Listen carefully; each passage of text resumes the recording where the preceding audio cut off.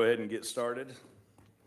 At this time, I would like to call the Design Review Board meeting to order. And starting off with that, this is a regular Design Review Board meeting of the City of Milton. I am Ken Warlick. This is a 7-member board appointed by the City of Milton Mayor and City Council, created for the purpose of holding public hearings and making recommendations.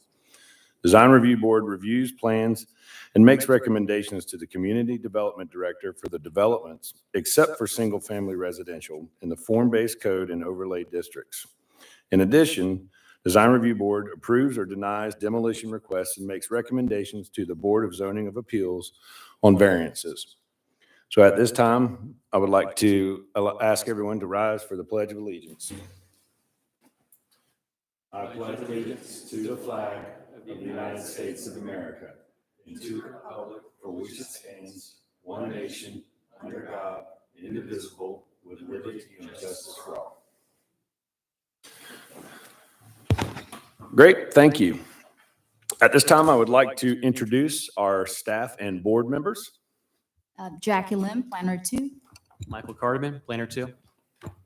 Mary Crump, Hickory Mill Lane. Reed Casey, Bethany Road. Ken Warlick, Hipworth Road. Doug Henney, Bethany Way. Rachel Greathouse, Hickory Flat. Great. Next, we'll move on to approval and amendment of the agenda.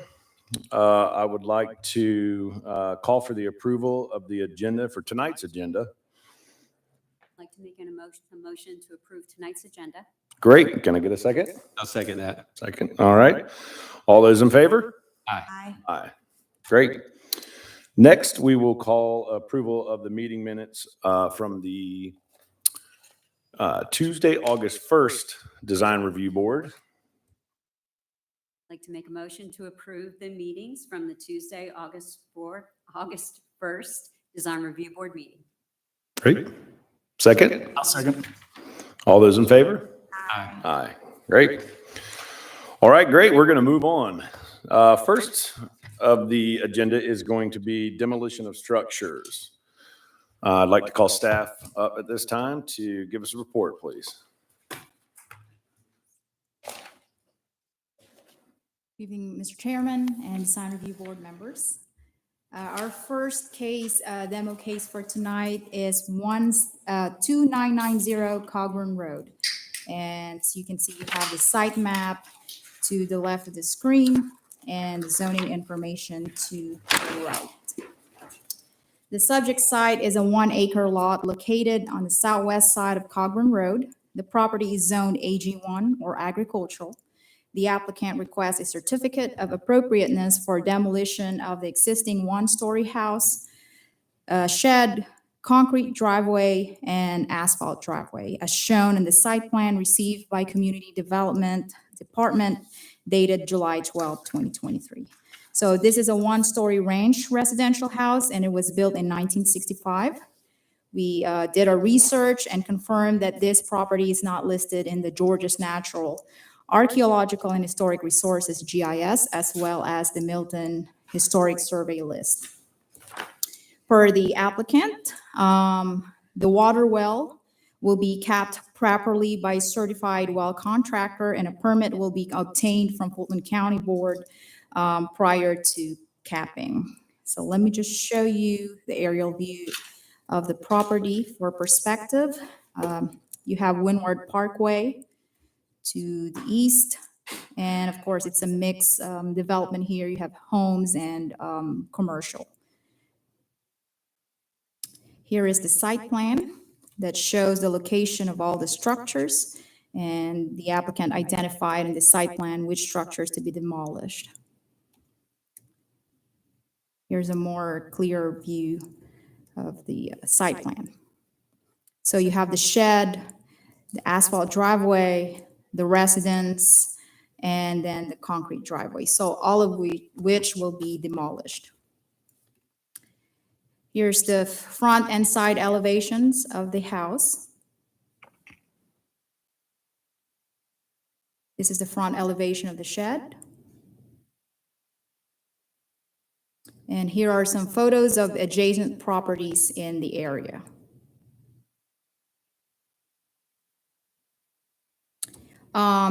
Some additional information that may be needed in reviewing this plan. There's no trees will be disturbed during the demolition of the process, and no existing variance on this property, and the site is not located in the flood hazard area. And therefore, after conducting our own due diligence, staff recommend approval of the plan with the following conditions, which is the pretty standard conditions that we provide to demo cases. So complete a demo permit. If the septic tank or well is not used, then we have to demolish and cap that properly. We have to show a 3-safe fence as well as silt fence. And then lastly, after the demolition has been completed, we ask that the applicant level and grass the disturbed area. So that's it. Any question for staff before we ask the applicant to come forward? No? If the applicant could come forward at this time, please.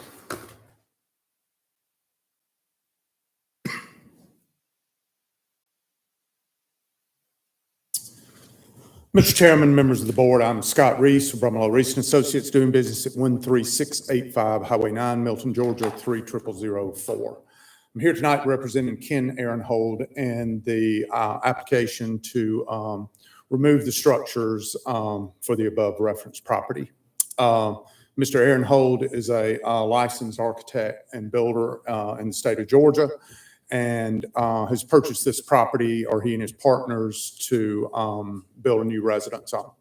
To be able to do that, of course, we've got to remove the existing 1965 abandoned house. It was an electrical contractor that owned the property previously, so I've got an outbuilding that they used in their home-based business. So going to remove all the structures, the concrete, all the drives, everything, and basically start from scratch. So that's where we're at. As said before, there are no historical, cultural, or architectural significant features on any of the structures, and to be able to use the property and put a house in there that kind of meets the surrounding area, we need to remove these structures. If you have any questions, I'll be glad to try to answer those. Thank you. Great, thank you. I have just one. If no one Okay. else does. On the drawing, which is really good, I had a question about, there were several poplars that look like they might be in the tree save area. So, there is no trees are to be removed in the demolition process. There is no way that we can remove the structures without the area of disturbance is delineated on there. The follow-up residential site plan that'll go, be submitted to the Community Development Department. At that time, the impact of those trees, and I'm sure, the house and the new septic systems and all, some of those trees will probably be removed. I'm not going to try to mislead you, but that is a totally different process. But what you see on the site plan is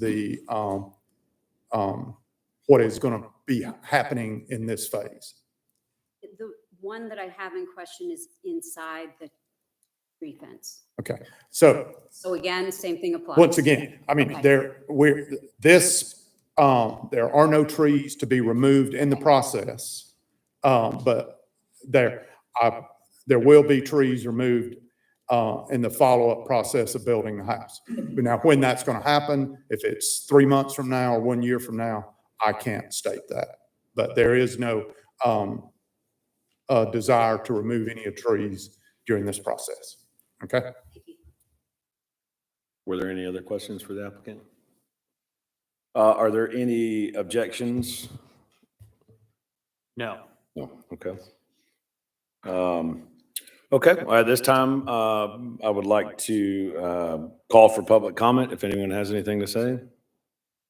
No? Okay, seeing none, I'll go ahead and close the public comment and open this up for board discussion. Any discussion? No? Okay. Seeing none, I would, at this time, I'll call for a motion. I'd like to make a motion for approval of 5A demolition of 12990 Cogburn Road. I'll second that. Second. All those in favor? Aye. Aye. Congratulations. All right, next up, staff. Yes, our second case for tonight is 14300 Hopewell Road. Oops. The subject site is a 7.052 acre lot located on the northwest side of Hopewell Road. The property is zoned AG1. The applicant requests certificate of appropriateness for the demolition of the existing one-story house, sheds, and a barn as shown in the site plan received by Community Development on July 10th, and it was updated on the site plan was received on August 28th. So that's the updated version. So this one-story brick ranch residential house with a part basement was built in 1972. Again, this property was not listed in the Georgia's Natural, Archaeological, and Historic Resources GIS and Milton Historic Survey. The property has two driveways. One driveway is located on the west side of the property near the setback, and the other one is the main driveway that connects to the primary house. Both driveways will remain per the site plan. So this is the aerial view of the property.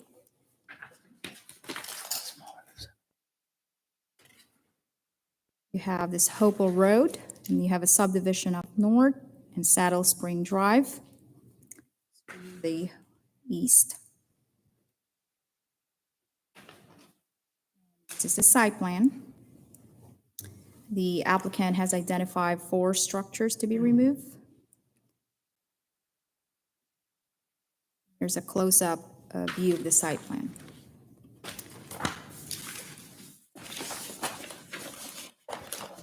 Here's the front and back elevations.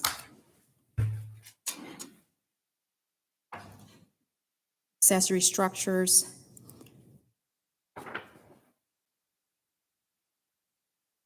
Here's the view of the house from Hopewell Road.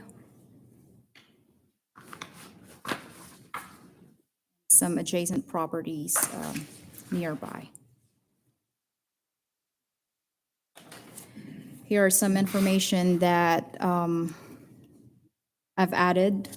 There's no existing variance. There is a creek on the property noted on the site plan and that yellow mark.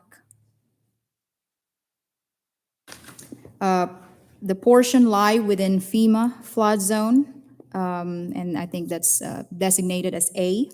And per FEMA flood zone A, they do not have base elevations, therefore no BFE is determined for this site. There's also various types of fencing that are present in the property, such as barbed wire, split rail fence, and field wire fence. Per the applicant, the fences will remain for now. There's also several trees to be removed.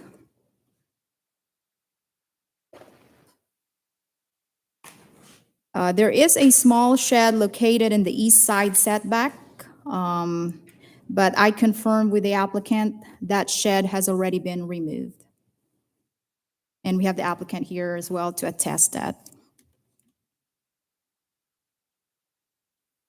And last information I want to show, the image to the left side, RGIS show that there's actually 2 parcels in that property, Lot 1 and Lot 2.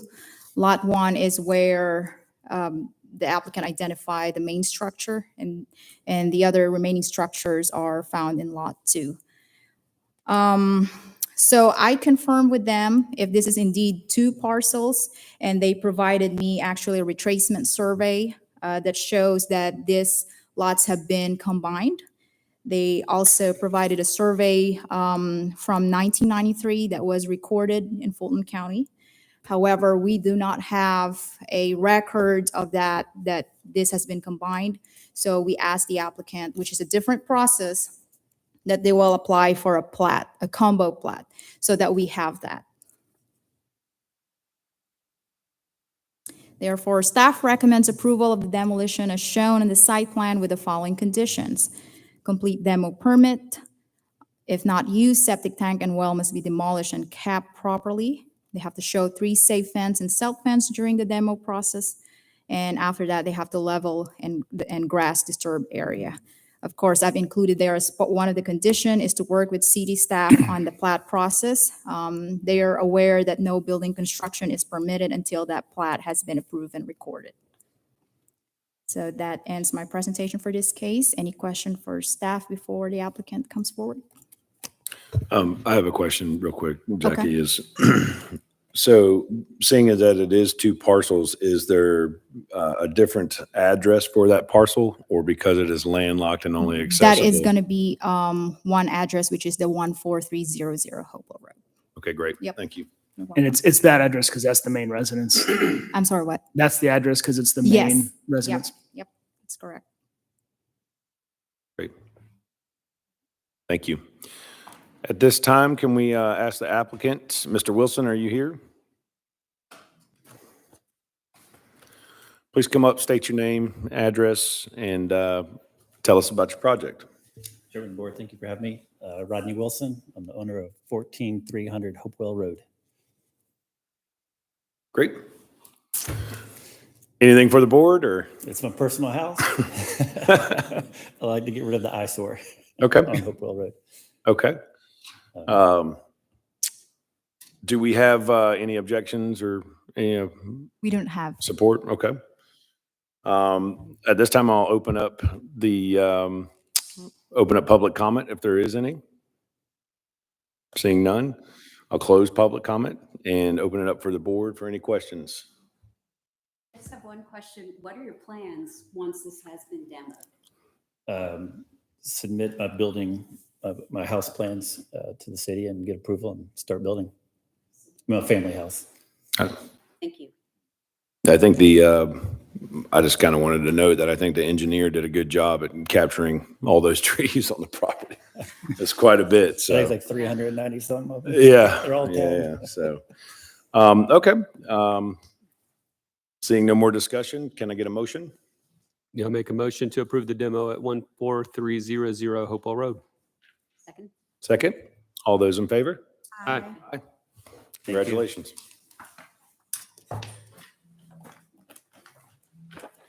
All right, next up. all right, this is our last demo case for tonight. And as you know, this is this case was deferred from the last the DRB meeting dated August 1st. So we are familiar with the case, so just some general information. This place is located at 13325 Arnold Mill Road. It's 3.71 acres, zone AG1. It was built in 1950. And the applicant requests a certificate of appropriateness to demolish the existing house. This was the original application. Just to give you a little bit of background to refresh our memories, code enforcement staff issued courtesy notice early in this year, and a follow-up notice was given in June for 2 violations, which is first is the public nuisance, and the other is the demolition of unsafe buildings or structures.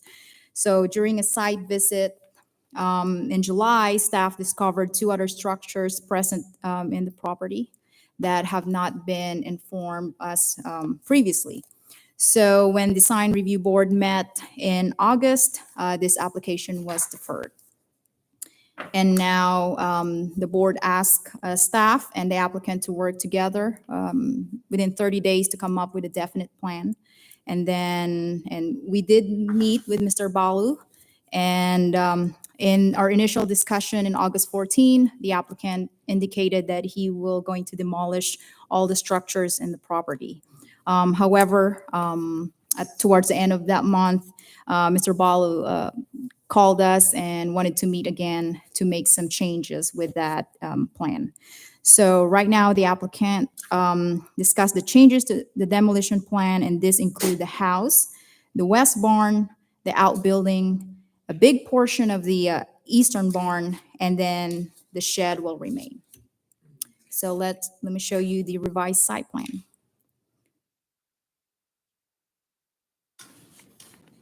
As you can see, the east barn and shed are both to remain, will not be demolished, and this is the total size. And just a note again, only the front section of the barn will remain, and the rest will be demolished. So that front section is measured as 40 feet by 53 feet long. And that shed is 26 by 35 feet. Okay. Just want to show again the structure photos. This is the main house, front, side, and rear elevations. As you can see, it's already very in poor condition, needs to be demolished. Here's the shed. Here's the photo of the barns or chicken houses. And just want to emphasize again, the structures to remain is the shed and then a portion of that chicken house. So with that, staff recommends approval of the demo plan with the following conditions. Complete demo permit, well and septic tank, if not used, they need to be demolished and capped properly. Show tree safe fence and silt fence, level grass, and then level and grass the disturbed area, I'm sorry, and then no trees to be removed without a permit from the arborist. And after demolition, applicant must proceed with the intent to use the remaining structure for agricultural use. And this agricultural use is more of plants and not so much with animals. So any question for staff? Yeah, I have a couple. So I know when we met last time, we all wanted to go back and figure out how can we help them not have to tear down as much of the structures as possible. I don't know that we had all the pictures of the structures at that time. Oh, okay. We do now. Yeah, so there's that. So I guess staff has gone out and seen these structures and deemed that they are sufficient and able to stand and house, I guess, not animals, but plants. But so with my conversation with the applicant, the intent is after they demolish the structures that have been identified in the revised site plan, they are going to do some remodeling on some of the structures to make it, spruce it up, make sure that they're structurally, the structure integrity of the structure. And then want to make sure that it looks nice before they can use that for agricultural purpose. And So it's that. what does our follow-up as a city look like to ensure that's done? So what the board can do is to recommend a conditions. We set a timeline, perhaps, but that's a decision that I leave with the board. And then once that, we also have code enforcement that will check to verify that, one, it has been demolished, and two, the place is ready for agricultural use. Yeah, so that currently the staff is recommending approval with following conditions, and one of those is that it is used for it. Mhm. So, So this is a recommendation to the board, and the board can finalize, add more recommendation, and then make a motion. so if we approve the demolition of all the structures on this property, and then the applicant saves the portions in the shed that they're looking to do so, is that up to, can we make a recommendation to have code enforcement check the structural integrity? And then that way, if code enforcement does deem these structures not structural, then the applicant would not necessarily have to come back up here for an approval of the demolition of the remaining structures that are left in place, correct? Yes, Okay. yes. Yeah. You can Yeah, I'd make hate that to as a approve that they have to recommendation. use it and then it's not in good shape. That would not be a Yeah. wise move. And the only reason why I asked those questions is when we met on this last time, the desire was to keep all three of them. And after seeing them and how in bad disarray some of those are, clearly that should not be the case. And so how do we ensure that what is kept is viable? Yeah, I Okay. recommend to make a condition. For sure. And the applicant is also here to maybe explain further Sure. how he's gonna make that place more safe. Mr. Bowell? Yeah, please, if you can come forward and welcome back. Thank you. My name is Balu Balasubramanian. Our home address is 750 Brookfield Parkway, Roswell, Georgia. This is about the property 13325 Arnold Mill Road. If you recall, last time we talked about demolishing the rest of the structure. I have took some people and then see what else we can do with that structure. We agreed that, most of the structure is already fallen apart. It's really in not a restorable situation, except that two areas that seems to be useful. And also we have some plans, we brought some people to talk about what kind of an agricultural things that we can use for. We believe there is the urban farming is an upcoming trend, and we would like to explore. I've been talking to the University of Georgia Extension Center to see how they can help us to see the urban farming is a viable option. So I would like to see if I can explore that option before I go and demolish that remaining part that can be easily restored. So that's about, if you look at that, the two chicken houses, they're 200 feet long. It's pretty long. And all we are asking is only 53 feet, which is about 1/10 of, one eighth of the area of the total bond. So that's the plan. So we would like to explore that option. And I am talking to somebody in front of us in Columbus who has done a similar project in the past. And there are government grants available to revive that, promote the concept of urban farming. I would like to explore that option before I go and demolish that. 'Cause there's a concrete, 2,000 square feet of concrete padding. I had to go up, I had to go there to a demolition, like a dump site, not exploring the options. That's our plan. Okay. Thank you. So at this point, you're looking to explore possibly doing something. You don't have actual plans to do something with it. This is a question of time. Right now, the 2024, that's where we want to spend some energy to see, try that. Okay. There are multiple options. Once we restore that place, if somebody wants to have a nursery, it's ready to go. Sure. And how long after demo do you plan on having them restored? I think this is the beginning of the year. That's my plan to start with that. Yeah. 2024. I've got a question for staff, but I requested the arborist to come and look at the whole tree situation. She looked at it and she said, pretty much, there's enough clearance for the staff to go and clear it. Even if there is a need, the trees on the way are about less than 10 feet, 10 inches diameter. She said, we identified the places where even we can make a way to go and demolish that. Understood. Okay. Any other questions for the applicant? I've just got a question for staff, if that's okay.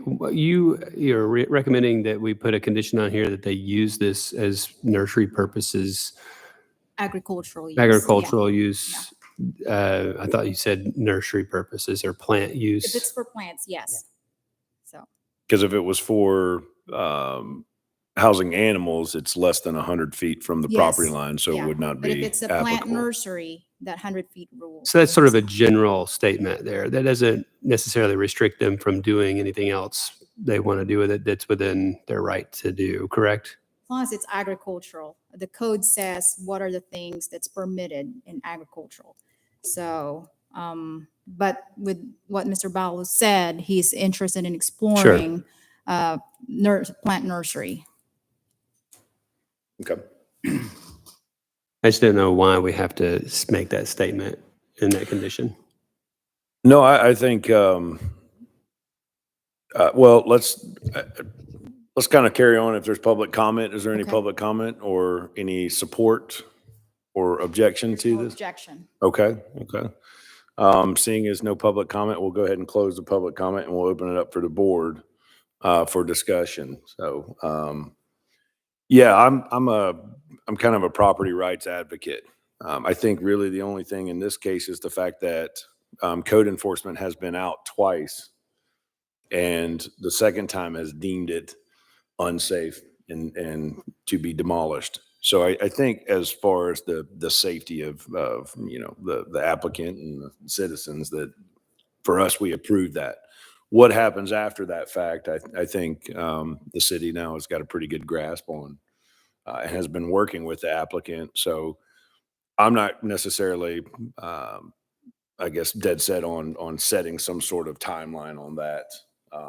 But maybe making a recommendation that code enforcement does check for the structure that is going to be left intact, is safe and will not fall maybe after the demolition portion does occur. And then I think at that point, we've kind of done our civic duty as far as fulfilling what code enforcement is originally intended. And then also to allowing the property owner to try and find a viable solution to the existing portions on this property. So that's just my opinion on that one.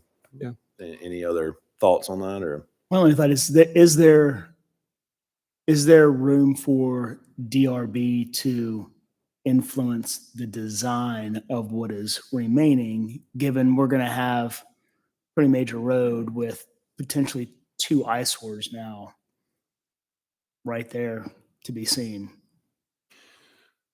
Yeah, with no time frame that's a good on- question. no time frame when it's going to be dealt with, addressed, Mhm. anything. And again, I'm all for property rights too. I certainly wanted them to figure out how do we ensure we can maintain as much of these buildings as possible, but at the same time, we want to make sure that they're safe and they're appropriate. Can we see those pictures again? Yeah. I hadn't seen that. the We other didn't thing have is, those too, is- before, I don't think, did we? No, I don't believe we did. But the other thing is too, is from what I could tell, that those aren't visible from the street. Visible from the side street, they're visible from Holly. Holly From Road. Holly, And if you're yeah. driving down Arnold Mill, if you were to go slowly, you can see the front of the shed and you can see the front of the chicken house with the barn part. Got it, as well. okay. You can see those. Okay. And without the house there, you'll be able to, See them, Yeah. yes. now you'll be able to see definitely them. See that second. Exactly. So that is a fair question, I guess, for staff is this simply approving the demolition of these structures, coinciding also with leaving portions of them in a specific structure? Is that something that, we as a board can weigh in on or make recommendations as far as the architectural aspect of what is remaining on those structures? Yes. Yeah, the Okay. board can make recommendations to that as well. Okay. I mean, I don't want to hold up moving forward with what code enforcement brought to us 2 months ago to deal with. So I think we need to make a decision on that, but at the I agree. same time, still ensure the structural integrity of the buildings that are left, but then also the design of them. That's part of our charter, right? And if these buildings were not going to be used for agricultural uses, they would have been demolished Correct. based on what staff has seen originally. So it is important what comes after. Once they do the demo of those existing places, what does it look like now? That's a great point. I'd love to say make it look within the character of the existing structures, but I don't.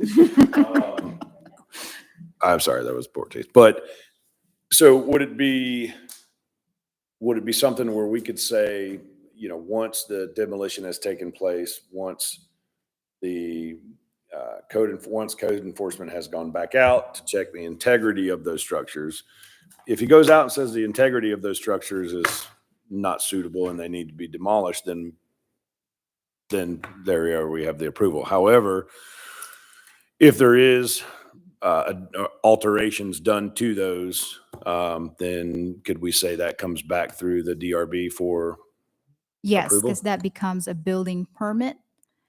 So the applicant will have to apply for a building permit to do remodeling, making changes to the structures, And make because sure. that's not a single-family residential, then Yeah. that would automatically trigger a visit back to the design review Design board, review correct? board, yeah. Okay. So what I'm hearing is code enforcement would go out, understand the structural viability of what's remaining. That would happen as soon as he has it demoed, right? It sounds like it's an issue. So probably within a month. So within, So when he applied for a demo permit first, he has 30 days to complete the application, but he will be given 6 months to make sure, allow him to demolish the structures that he identified in the site plan. So 6 months, even though that there is a citation issued from code enforcement Well, the for demolition. citation, yes, with the citation, and it was noted that it has 30 days to demolish it, then we have to stick with what the citation has provided. But I'm just saying in general, like, let's say if there's no issue with the the safety, and if there's no citation from code enforcement, then yes, typically the demo permit has 6 months before it right, expires. but there is a citation. So Yes, it does there need is to a be taken down citation. within But that's- 30 days. But Yes. that's specifically for the main dwelling, correct? For the main dwelling, And not for the, not for the chicken. structures at the back, yeah. okay. So is the intent to Wow. do all that at the same time? It's a question for the applicant. Mr. Ball, is the intent to demo the left side coop and the portion of the right side coop at the same time you do the house? No, first I want to finish the demolition, and then we can go back and fix. I mean, that's the question I have. Before the code enforcement comes, and then looking at the structure, will I have a chance to go and bring some contractor and repair whatever repair I need to do to, like some fixing some roof leak, and I mean putting something and just making it acceptable. Okay, I actually, as I think through my question, because per code, he has to demo all of it at the same time. He can't just demo the house. He has 30 days to demo everything unless we allow him to keep those two portions. So the 6 months for everything else doesn't really apply. Right? Staff, isn't that correct? Like, because code enforcement has said you have a citation you have to demo in 30 days, that demo of 30 days would encapsulate everything because our code ensures that you can't have those other portions without that unless we Yes. give this variance to keep that building in a That's correct. order. Yeah, you have 30 days. That's my- a different Brought up a wrinkle. good point, yeah. That's a different wrinkle. Because our original understanding was the house was nicer, get rid of it. So we were focusing on the house.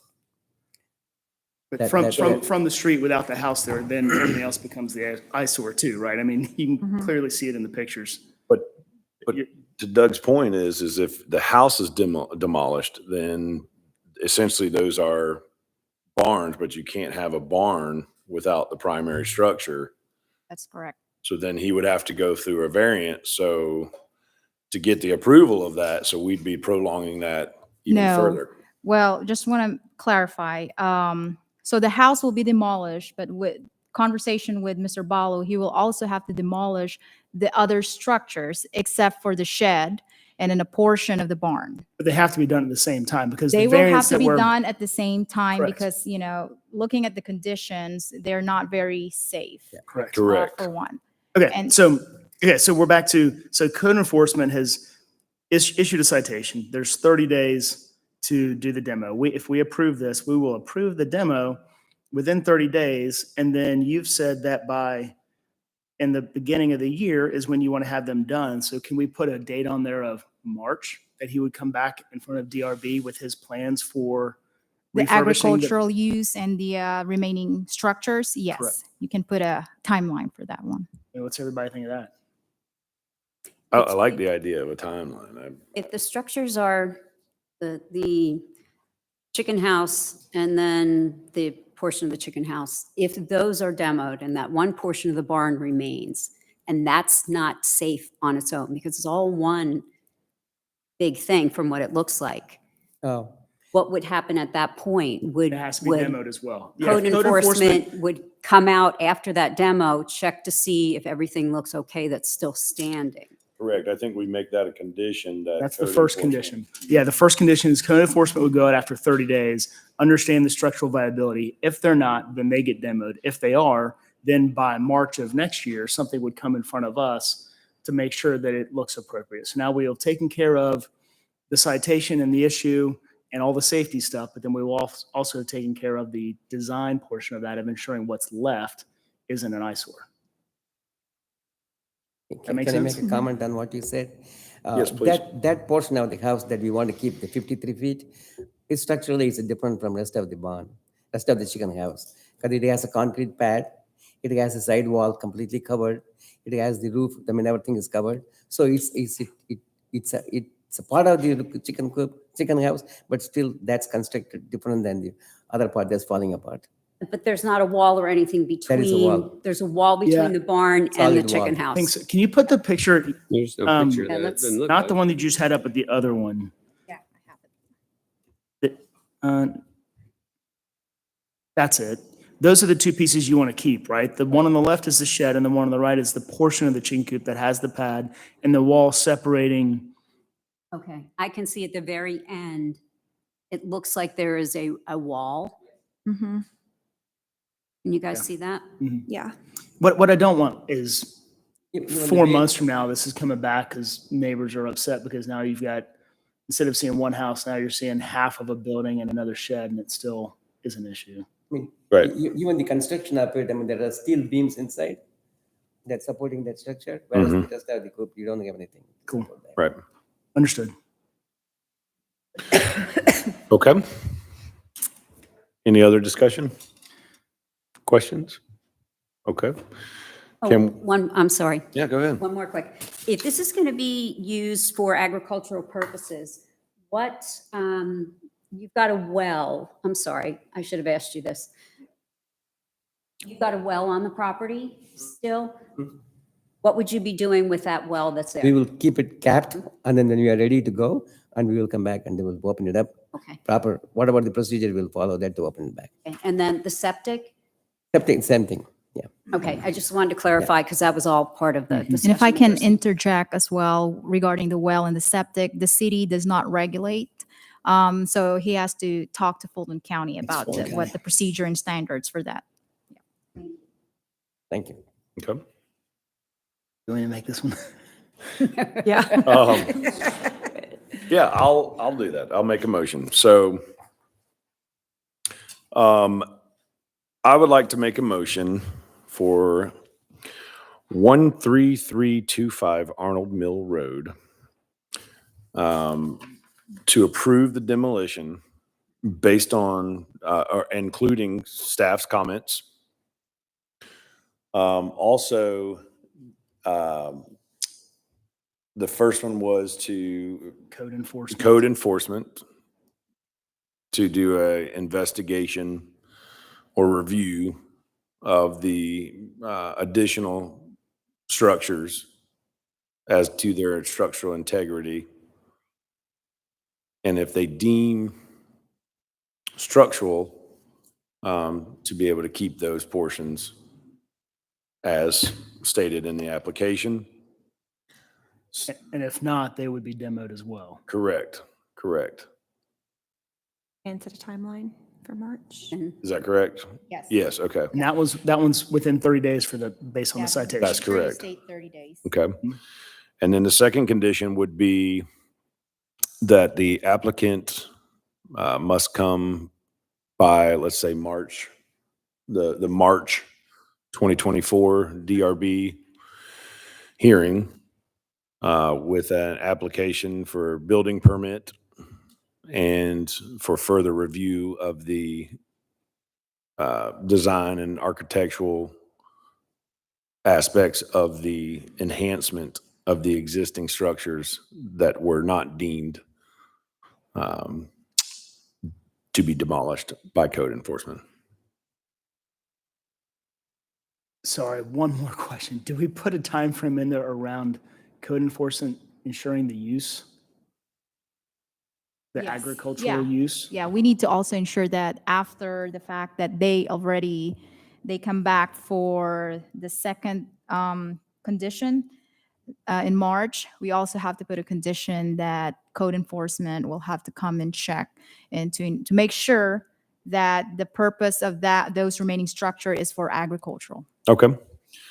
So another condition that code enforcement at that time of the application for the building permit, where it comes back to the design review board in that March 2024 meeting, that code enforcement will review the subject property to assure its use as defined in the application as far as agricultural and AG1 suitable. I second. Is that, well, is everyone in I agreement think so, on that? yeah. Yes. Good, okay. Second? I second. All right, all those in favor? Aye. Aye. Thank you. Can you repeat that? Just kidding. Yeah. Like, no. I am glad they were able to hopefully salvage some of that. I would have been Yeah. ashamed to tear down something. So, Yeah. okay. So next, we're going to move on to our courtesy reviews. At this time, I would like to call staff up to present V23-13 6A New Providence, or 13240 New Providence Road.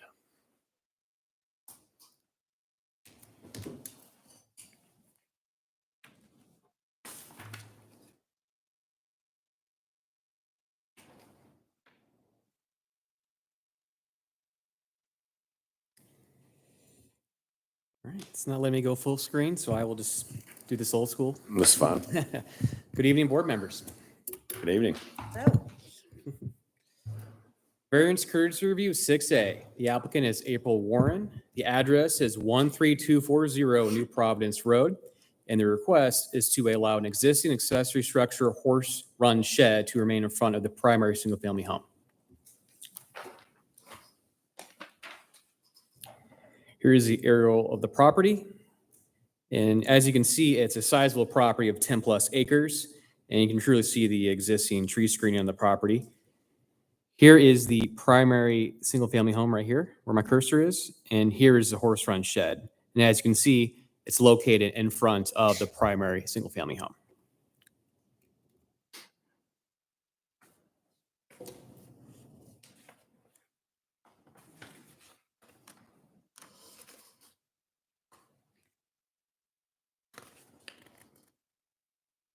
My presentation is not, let me, I'm going to reopen it. Maybe I'll do it. Please excuse my technical difficulties.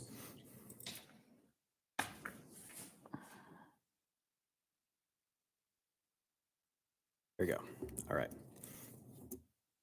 Here's the letter of appeal that is also in your packet.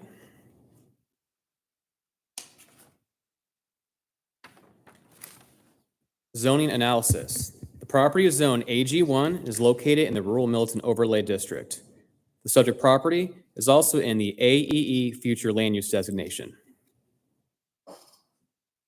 Site plan analysis. The overall lot is sizable with a total of 10.3 acres on site.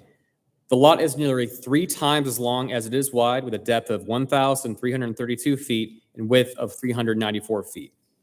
Applicable setbacks for a lot are a 60-foot front, 2 25-foot sides, and a 50-foot rear. There are state waters located in the northern and western part of the property. The primary single-family home is highlighted in orange, the barn is in green, and the horse run shed seeking a variance is in red. As you can see, the horse run shed is located in front of the primary residence, therefore a variance is requested. Just a side note, a barn housing animals can be in front of the primary, so the green barn is fine. And here's a zoom out showing the existing subject property.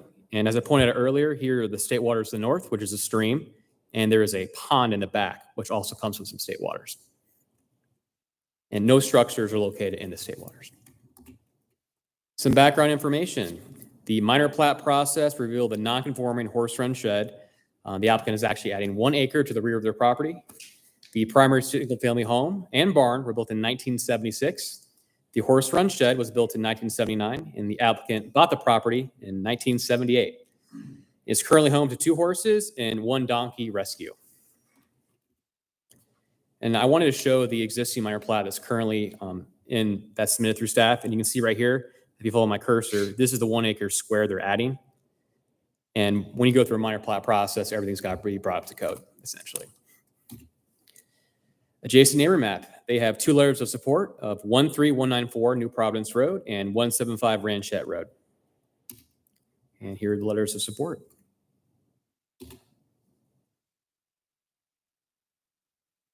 View to the west and east. View to the south and north. And you see that driveway, that is not a neighbor, that is actually the applicant's driveway up to their property. View from the street, and it's very hidden. You can't see any of the structures from the street. And here's a side view of the horse run shed, rear view of the horse run shed, and the front view. And here's a shot from the applicant that shows the barn in the background with a horse run shed as well. Any questions for staff before we call up the applicant? There were 2 letters of support, and I noticed that there is another property owner between the Rubin property and the Worley property. Has any feedback been gotten from those people who live right there? Yeah, I haven't heard anything as staff, but I'll let the applicant address that comment. Okay, thank you. I have a question for you, Michael. What distinguishes a horse run shed versus a barn? Great question. And this was talked about at length in the community development department. And we landed on housing as in living. So they would actually live there. It'd be their living quarters, not an emergency if it's raining and they run to the horse run shed, or if they're sick and they need to have some cover. It's actually a living quarters is what we determined was the barn and not a horse run shed. So for us, a house versus a tent. Horses go there to, if it's hot, if it's during the day, you'll see them just, they like go into a property like that. So if the applicant was to put a stall or 2 in the horse run shed, then it would technically be a barn. That is correct. But we also noted Door. it's 70 feet from the side property line. Understood. So they're either Understood. way. Okay. Yeah. I just wanted to make sure No, that that was a clear. creative So- thought we had back there as well. Okay. We try to think of solutions. We really Love do. it. Got it. Yeah. No, I appreciate it. Any other questions for staff? Yeah, at this time, can we have the applicant come forward, please?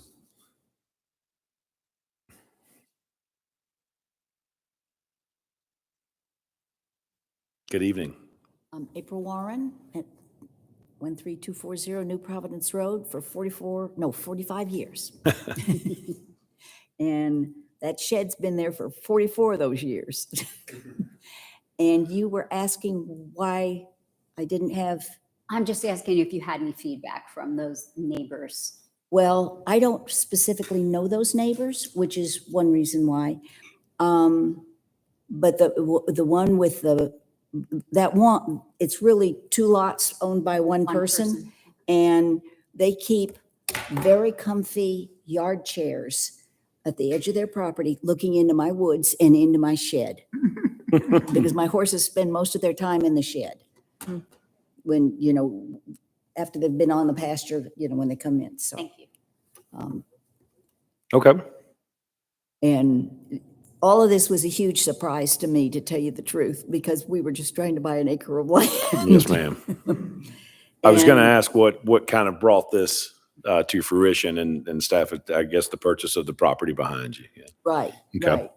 right. My neighbor has died, and she had 53 acres, I guess, that are up for sale now.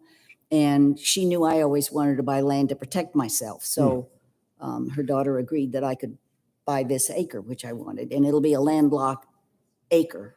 Got it. Anyway, it was for privacy purposes. So the oak barn came with the house. So and when we bought that,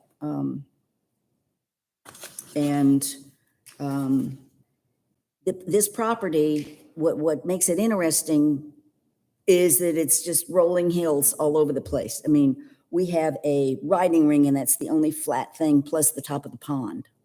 on the property. And to have to move this would be very disruptive to the land. And this shed gets used all the time. And, you know, it really didn't make a whole lot of sense to me that it was causing any problem whatsoever. No, and my only comment is I thank you for your very thorough letter. That's, Yeah, I was your just letter about- was very well written and has all the information we need. So thank you. That was well done. Okay, thank you. Yes. Thank you. Okay, do we have any questions for staff or the applicant? Nope. No, okay. Open up public comment? None? We have letters of support. Do we have any objections? We do not. Okay.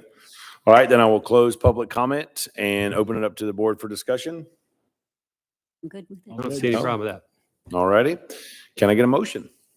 Do we make a motion on this? Oh, no, actually, We don't excuse make a me. motion, right? Recommendation. Because it's a, Can we get a recommendation? Yeah, I'll make a recommendation to BZA to approve Curtis Review 6A V 2313, 13240 New Providence Road. Second. Great. Everybody in agreement on that? yes. Okay, great. Thank you. Since you're making it as a board, why don't you make it in the form of a motion to send a recommendation? Which is I seconded. will make a motion to send a recommendation to BZA for courtesy review 6A V 2313, 13240 New Providence Road. Recommendation of approval? Approval. Recommendation approval, yeah. Yes, sorry. Second. Second. All right, all in favor? Aye. Aye. Thank you. Good luck. All right, next up, courtesy review, 6BV 24-14, 13790 Birmingham Highway. Staff, if you can go ahead and lead with your presentation, please. I've never heard it that loud before.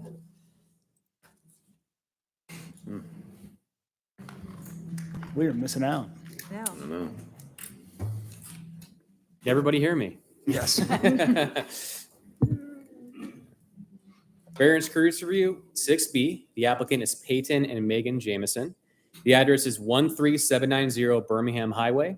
And the request is to allow a proposed home addition to encroach the 25-foot side setback requirement by 6 feet on the eastern side of the property, section 64-416C1. Here's the area of the property showing the 3.9 acre property and the existing tree screening throughout. And here's the primary single-family home, and this is the location of the proposed addition and 6-foot variance request. Here's the letter of appeal submitted by the applicant that's also in your packet. Zoning analysis. AG1 zoning, and this property borders CUP zoning to the west and the south, which is the location of the Providence of Atlanta National Subdivision. The subject property is located in the rural Milton Overlay District and has the AEE future land use designation. Site plan analysis. The lot is 3.9 acres in size, and the lot is more than 4 times as long as it is wide, with a depth of 966 feet and a width of 225 feet. Legal setbacks for the lot are a 60-foot front, 2 25-foot sides, and a 50-foot rear. Site analysis continued. I've highlighted the proposed home additions in blue and proposed 5 feet, 7.75 inches over the 25-foot side setback. Is detailed in orange, and the applicant rounded up to a 6-foot variance to allow for construction air tolerances. Some background and information, the applicant is proposing an attached 1-car garage addition that requires a 6-foot setback encroachment into the 25-foot side setback requirement. The applicant is also proposing the following home additions that do not require a variance. Main floor addition while enclosing the existing garage, and a 2-car garage addition in the front of the home. Some more background, the primary single-family home was built in 1985, and the applicant bought the property in 2014. Architectural analysis for the proposed 1-car garage. New horizontal lap siding, new brick veneer water table, new roof shingles to match existing, And there's also a standing seam metal roof overhang located over the garage door. And that's shown on the front elevation here. And all three sides have proposed windows, and those come with 6-inch wood pediments. And again, here's the front of the one-car garage. Here's the rear elevation, and here's the side elevation. Here are the zoomed out elevations that show the whole scope of the proposed work.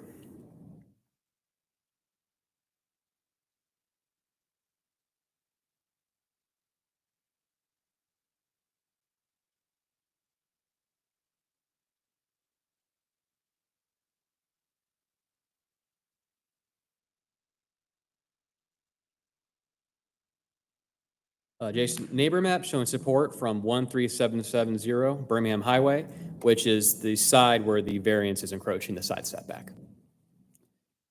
And here's the detailed letter from the applicant, from the supporting neighbor.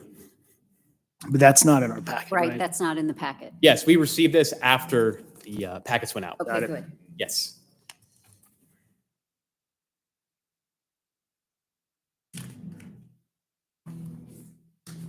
Here's the west, which is the backyard and pool area. View to the east, which is across the street. View to the south and view to the north. And here's a front view from the edge of the driveway facing the home. Here's a southern direction shot that shows the edge of the existing garage where the new addition is going to kind of give a feel for where it is. And you can truly see that screening that already exists from the neighbor supporting side. And here's the as-built survey. And then the site plan, which I've referenced earlier. Any questions for staff before we open it to the public? Nope. We can ask the applicant to come forward.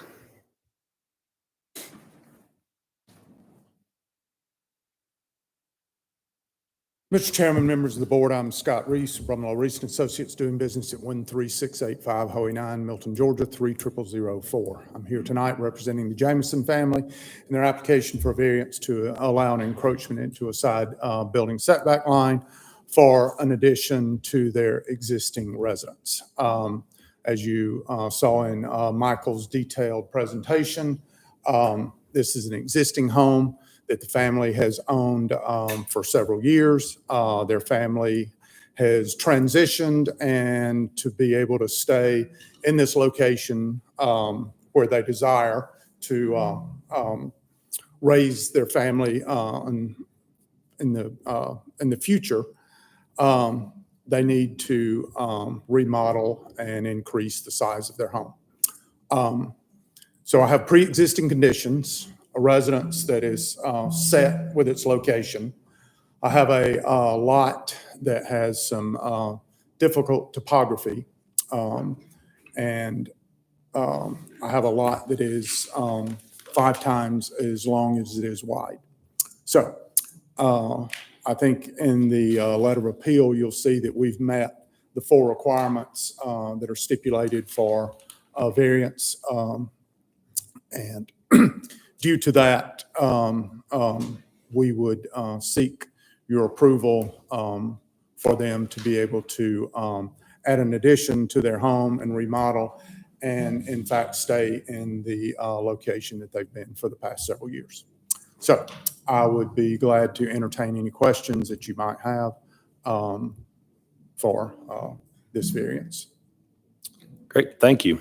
Any questions? Seems from the like board? they situate, the way the garage is situated is likely because of how you would turn into it had it been turned Right. a different direction. So, yeah, I mean, we worked with the architect, and there is, I mean, you are very limited with the existing location of the house, the proximity of that property line, and the topography on that south side is such, that's the high flat side. Anything that you can't, without bucking grade and putting in massive retaining walls and all, this is the only location that will work. And there's, the orientation is such that we can't put a side entry in. There's not enough room to back in and out. So the orientation is the least intrusive that we can do on this particular site. I hope I answered your question. I have just one question about, I know that numerous times I've tried to move some things around. On that garage, that's where obviously the issue is with the 6 foot. Was one of the attempts to move it out further away from the house so that it wouldn't be in that 6 foot? Then in effect, the garage would then block the rest of the house. Okay. And that makes it, not conducive for living conditions to place the garage in front of the house. I just wanted that was one of the things that they looked at and Yes. maneuvered it just to make sure. Yes. Thank you. Is an attached, or excuse me, a detached garage allowed within the 25-foot setback? It's the same setbacks. Okay, that's what I thought. Okay. Yeah, I can appreciate the attempts to turn the garage like that to reduce the amount. And it does look like that they've got a very large privacy screen Yes. as far as vegetation is And concerned. And that the neighbor that is the most affected, we made sure we've contacted the other ones. We have no opposition stated to us, but what you'll find is if someone is against, they typically will make an effort. If they don't care or they're for it, it kind of gets that letter that they're supposed to find gets, and you try not to be a pest. You gently ask, but there gets to a point when you just kind of have to wait. So Yeah. I can only make the assumption, we've made the contacts and we were very diligent on the neighbor that was most affected. The other ones, as you see the aerial, it's not visible from any of the other property lines and the distances are such. And, the vet clinic is way down in a hole. So the neighbor that it would affect, we made sure to get that letter. So it was a very detailed letter Yes. as well, so. I typically don't get that letter. No, that's very uncommon, so. Okay, any other questions for the applicant? No, none. I'll open up public comment. Seeing none, we have no opposition, we have letter of support. So I will close public comment and leave it to the board for discussion. None for me. No discussion? All right, then, can I get a motion to make a recommendation of approval for this one? Recommendation you want. Yeah. I would say you can either make the motion or get whichever recommendation someone might choose to make. Got it, okay. So I'll start off then. I would say that I would, as long as the board is unanimous on this, make a recommendation for approval. Second, vote. Second. Second? All in favor? Aye. Aye. All right, great. Good luck.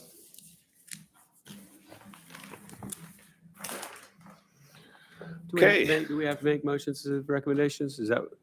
Well, I think he's saying, Here's the thought process. If you're going to make and take an action as a body, it needs to be done through the purposes of a motion. okay. If you, so Otherwise, if that's we're just how you gonna, speak as a board. got it, understood. Otherwise, if we just talk amongst ourselves and just leave it at that, then that's for the, Correct. okay, got it. All right. And the more details you guys want to provide, the better to the BZA, so I can kind of give a synopsis and what everyone's thinking when you guys recommend. Yeah, and Understood. if you have other recommendations about what you would like to see in the final product, you can include that in Got it. the recommendations. Understood. Yeah, the more details you give me, the easier it is for me. So feel Yeah. free. Okay. And I like the think that, comments that we made. Yes. Yeah. Mhm. Yeah, 100%. okay. All right, so next up is going to be 6C, another courtesy review. V 23-15, 14745 Wood Road. Michael? the variance cursory with 6C. The applicant is Joe Kua, and the address is 14745 Wood Road. There are three parts to this variance request. The first part, to allow an existing barn to encroach into the 100-foot building setback for housing animals by 98.9 feet toward the northern side property line and 77.6 feet toward the rear property line. Part two, to allow an existing accessory structure shed to encroach a 25-foot side setback on the northern side property line in that by 20.8 feet and encroach the 50-foot rear setback by 45.9 feet. And the third and final part is to allow an existing accessory structure shed to encroach a 25-foot side setback by 19.3 feet on the northern side property line. And not to be more confusing, the applicant actually is withdrawing the first part because when we started looking to advertise and send out letters, we created this map and we noticed that this house appeared to be less than 150 feet from the barn, which requires a second variance. So what the applicant is choosing to do, which was recommended by staff, is to request withdrawal from part one to the BZA and just have the two sheds move forward, and then the barns, the 100 foot to the property line, 150 to the other structure, will go together in October, and I'll come back before you. Oh, gosh. Okay. That was a lot. Okay. Yes, so here's the arrow of the property. As you can see, the barn and the two sheds are located in the northeastern corner of the property. You can see the aerial showing the existing home and the equestrian riding arena and all the pasture. Here's the official withdrawal letter submitted by Brumlow Reese and Associates. And this came in after the packets went out. So to show you a time frame and when this was all discovered.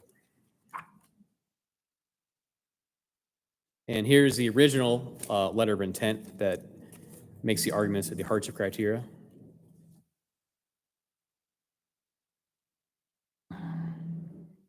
Zoning analysis. The property is zoned AG1 and the property borders CUP zoning to the east and to the northeast, which is the White Column subdivision.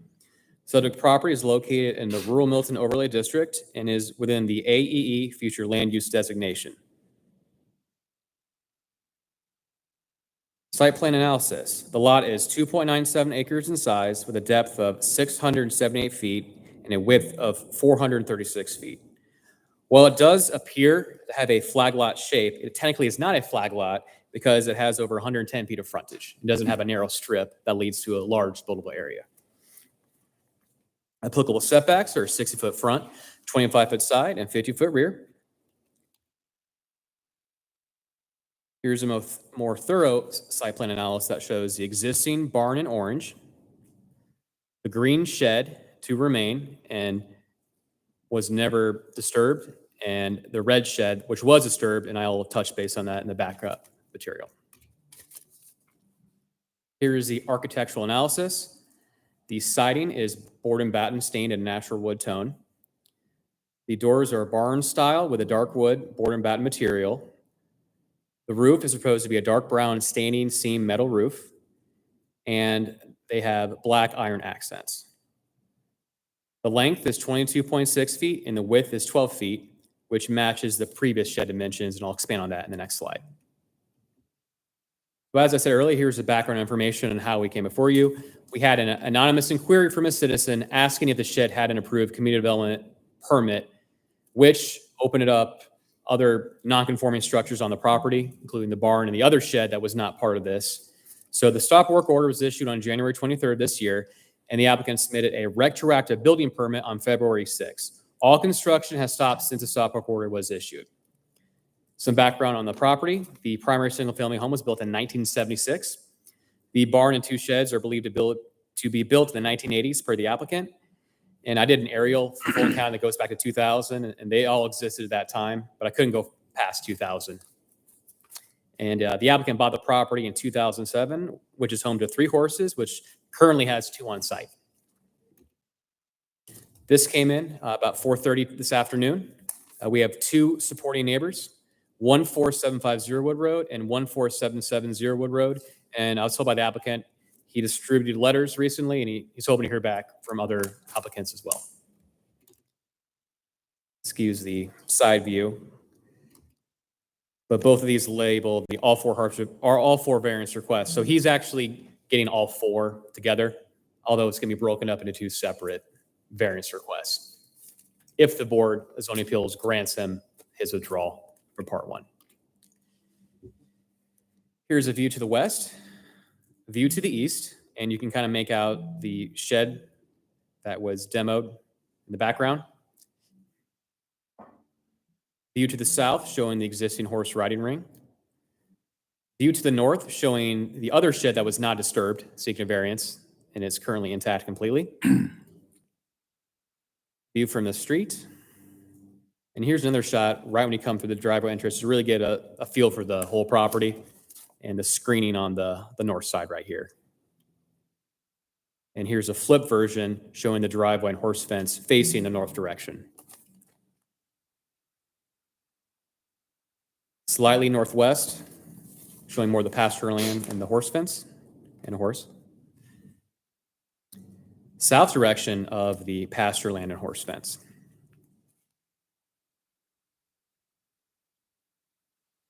Here's a more zoomed in showing shed A, which again is existing and is not being disturbed. And shed B, which is currently constructed without a permit, and he stopped once a stop work order has been issued, and he has a tarp over the top to keep the integrity of the structure due to the elements. And I asked the applicant if he had any photos of the existing, and he gave me some photos showing the existing shed, and he stated in his letter of appeal that it is a dilapidated shed, and you can see some of the wear and tear in these photos he provided. Here's a view of the existing barn housing animals.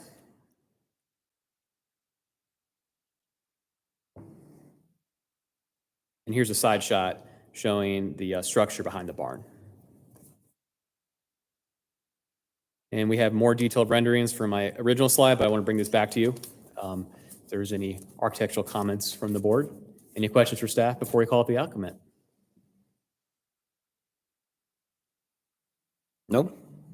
Let's go ahead and, if the applicant can come up and go ahead and present, please.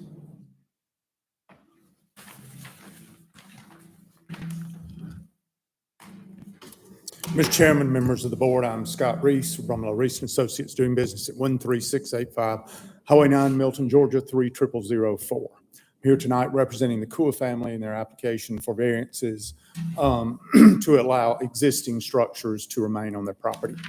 A little background. So we are respectfully asking withdrawal for Part 1, dealing with the stable.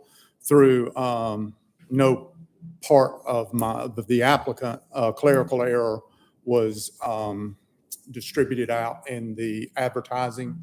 So that variance would be null and void if we tried to proceed, since it did not meet the state requirements for the 30-day advertising. Once again, I want to emphasize that it was through no shortcoming of the applicant. It was just simply a clerical error in the city's part. Okay, so we've got a piece of property that was developed in 1976 per the Fulton County records.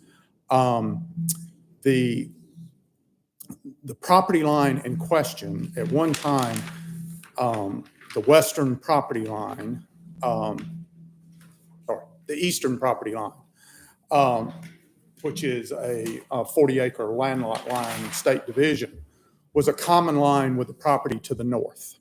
When Mobil Oil came in and started purchasing property for the large development of White Column subdivision, they contacted Roger Brown, the adjacent owner there, and they swapped property to increase their yield on their property.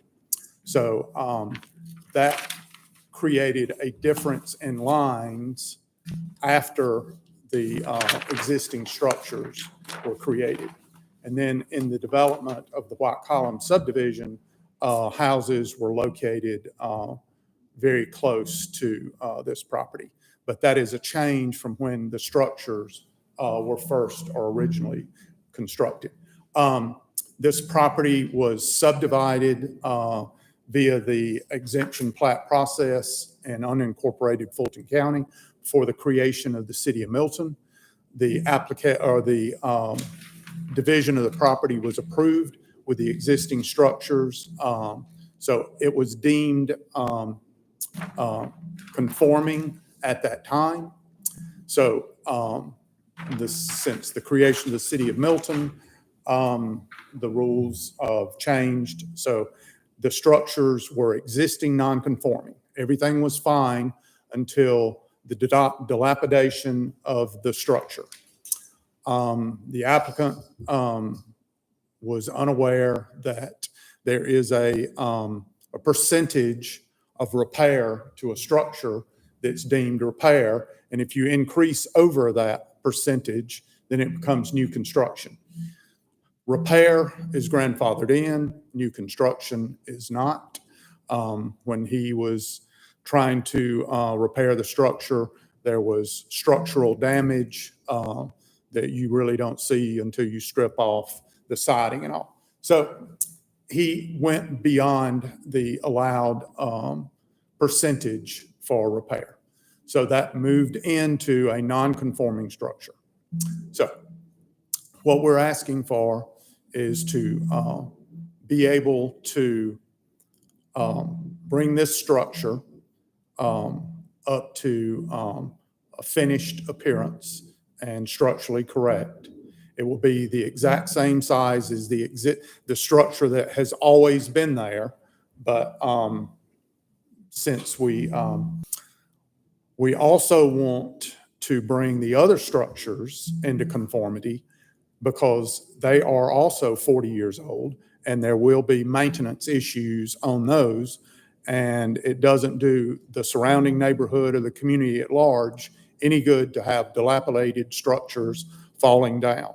So we want to be able to bring all of the structures into conformity through the variance process to allow required maintenance on these structures. So we've got an original horse farm in the heart of horse country in the city of Milton that through no fault of its own is the adjacent neighbor to a CUP subdivision that was constructed after the fact, and encroachments or violations to the zoning ordinance were created with the construction of the houses there and the change in the property line by the neighbor.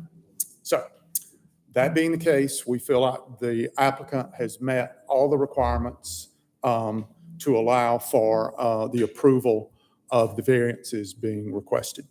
So that's as succinct as I can put it with a fair amount of moving parts. So that being the case, if you have any questions, I will try to answer them.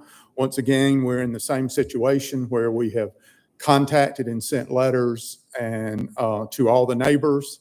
I was just told we have received one more since this afternoon in support, but that one will be, of course, will all be presented to the Board of Zoning Appeals in a timely manner. And I guess since I'm going to be back here in a month, we can share and all enjoy reading those letters once again and hearing me orate at that time. So that being said, any questions, I will try to answer those. Great, thank you. Any questions from the board for the applicant or for staff? Nope. The intent is to all three of these structures, for them all to be remodeled. Is that? Well, no, the intent is that to bring all those structures into conformity, that when Father Time, as he marches on, that if there has to be maintenance on their structures, that we not get an anonymous phone call saying that someone is nailing or painting a structure that is non-conforming. And so that is, there is the other structures are in much better repair. For whatever reason, a leak or something, this structure deteriorated such. But with the technical or the strict adherence to the rules, he can't touch those structures that since They are non-conforming existing. The variance process will allow him to repair those structures. There will be no, this variance will not allow him to increase the size or change the architectural magnitude, anything in that. It would just allow this maintenance to go forward. And anything, once again, even if he goes is it 60% or 51? 60. I have too many municipalities. So if he does that, he's going to have to go before the building department for that. Anything under that, but right now, he's not supposed to touch those because they're pre-existing non-conforming. I just wanted to know what the overall goal was, because if those other two were to remain untouched, one could say, okay, if it's 60%, can that existing shed that has been partially done, can that be moved someplace else so that it would fit into, without needing a variance, so you could get it into compliance? Could it be moved I mean, and built someplace else on the property? Has that been looked at? not really, because there's still the shed, the bones of the structure is still there, and it's always been there, and it wasn't a problem. So, to me, I see no reason to punitively apply that to the applicant when everything was there when all the neighbors moved in. I understand. I just wanted to ask the question. Yeah, but Had they thought about moving it? Yeah. That's all. I think in no, all fairness, if they were to move it, it would have to either be really close to the house or Yeah. nowhere near the existing barn, which would then probably And not make and a it- whole lot of Tight. I've sense. been, I'm familiar with the property. It's pretty private too, like the drive down, so. and we can't put an accessory structure as you Yeah, just entertained earlier in front of, unless we put some exotic animal in it. I guess that would disqualify them. So Yeah, maybe a wombat. that was in the staff's comment. I was wondering, after the view or the picture of the front of the house, how you could even see that being Can't- yeah. tucked behind the barn and, Can't. and all that. So, are there any letters of opposition? No. But obviously someone, maybe not opposed, was just wanted to make sure that they were doing it according to the law, right? It has to be anonymous, yes. So I just have a quick question. What constitutes a shed? Does it have walls, or is it just posts and a ceiling? That's a lean-to. Post in the ceiling has been the standard in the city of Milton. Walls are not required. So if I have posts, basically if I have a ceiling, I don't know how I would, or a roof, I don't know how I would support a roof without some sort of structure, but it does not have to be a walled. So any roofed structure must be located outside of the building setback lines. Got it. Okay. Yeah, I know. Like patios, there's some crazy little ins and outs, but if it's roofed, it's considered a structure. Yeah, and he hit the nail on the head. I tell at least someone once a month, a cabana has to meet primary setbacks.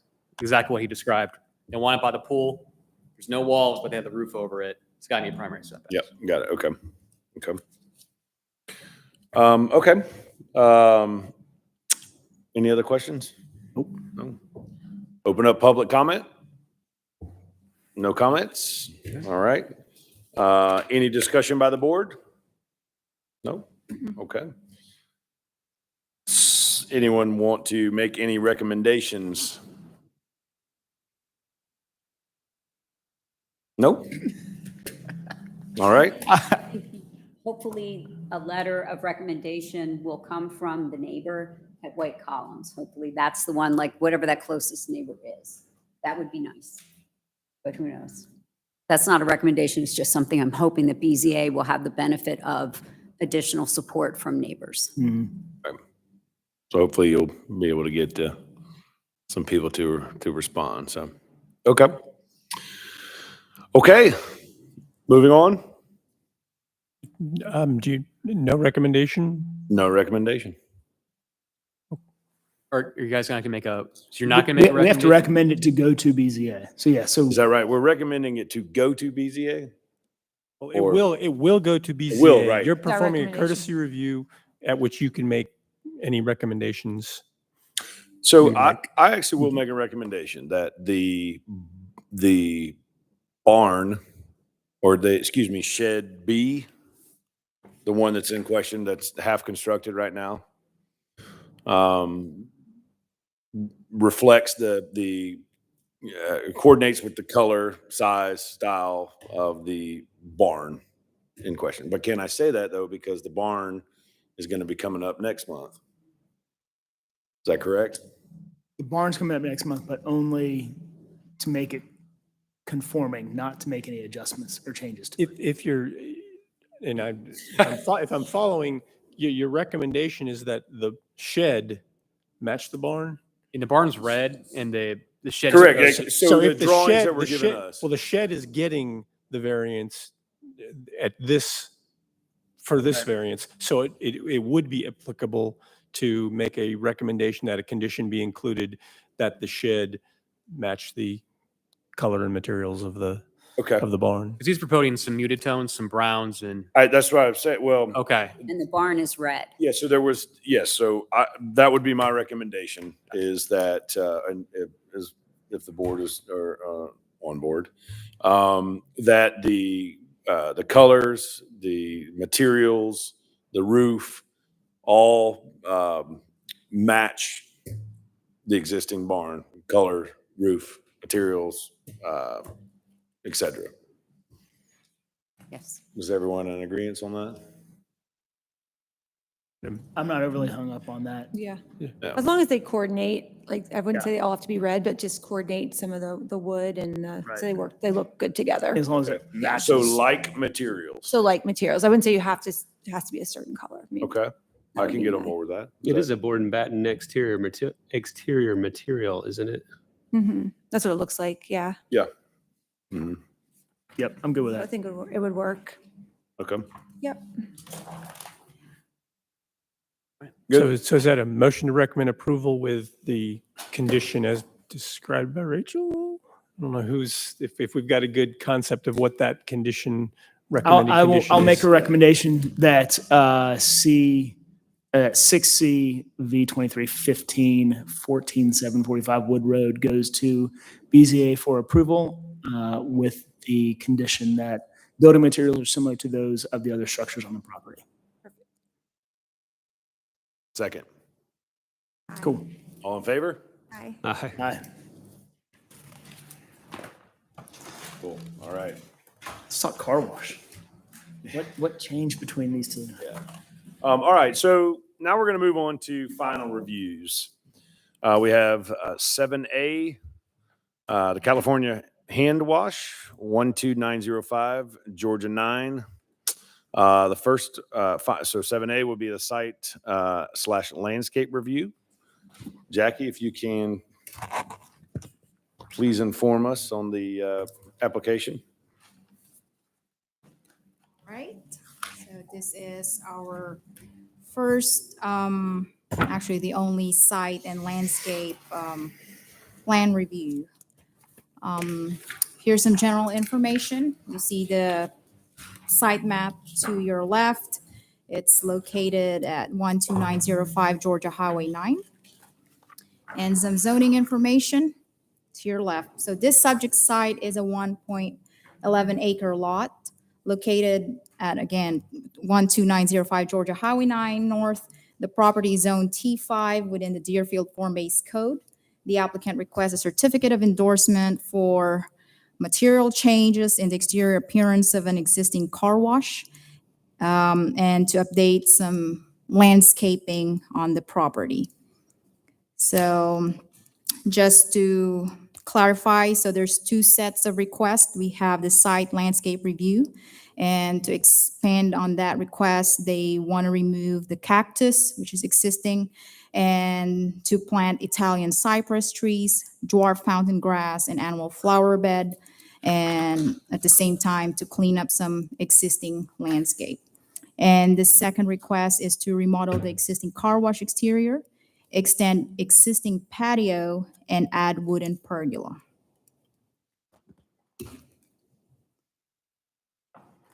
So this is the aerial view, for perspective. Highway 9, this is the property subject site. We have Walmart and of course other businesses around. So the primary building was constructed in 2007 with a total of 6,072 square feet. Cactus Car Wash was the first car wash company that operated in this building from 2010 to 2021. And then Milton Refresh Car Wash purchased the property in 2021 and operated until 2023. And lastly, and correct me if I'm wrong, as of August 17, California Car Wash is the new owner and operator of this business. All right, let's look at the existing conditions. They're all labeled in this pictometry. So we have the fence, which is facing Highway 9. There's a small retaining wall, the entrance to the property. We have several parking spaces to the south. We have an ADA parking space. This is the exit and the location of the dumpster to the northeast of the property.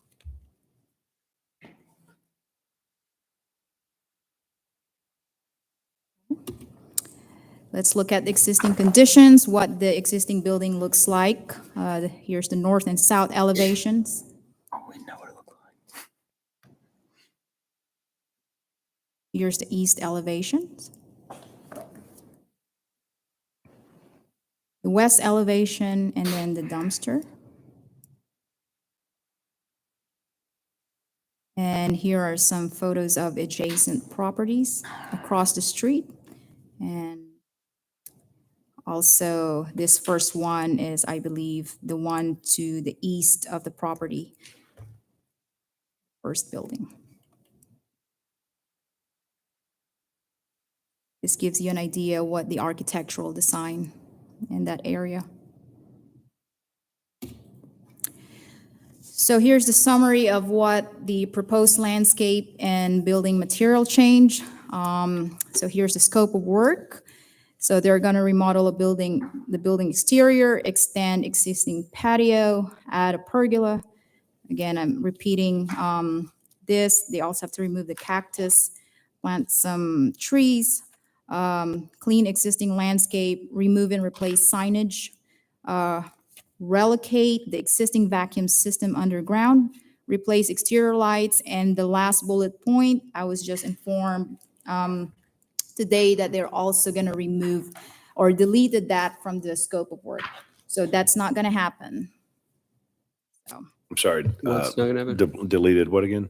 So on your screen, the last bullet point, install 5-foot tall black square poles. So that will be removed from the scope of work. They have decided not to do that. Okay. Yep. Here is the site plan. And it just shows the locations of the various vegetation. And to the upper right corner, you'll see the legend of the plants that, where's the location of these new plants. So mostly in the south elevation. Okay. All right, we'll go ahead, present to you the proposed building renderings. Actually, the applicant worked with city staff, community development director, who is also our city architect. We go back and forth with the design to make sure that we meet the Milton standards. So this is actually the third version of their renderings. Let's look at the proposed west elevation.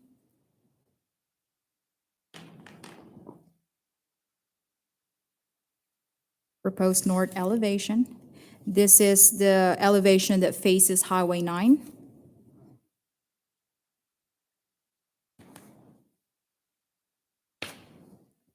The proposed south elevation.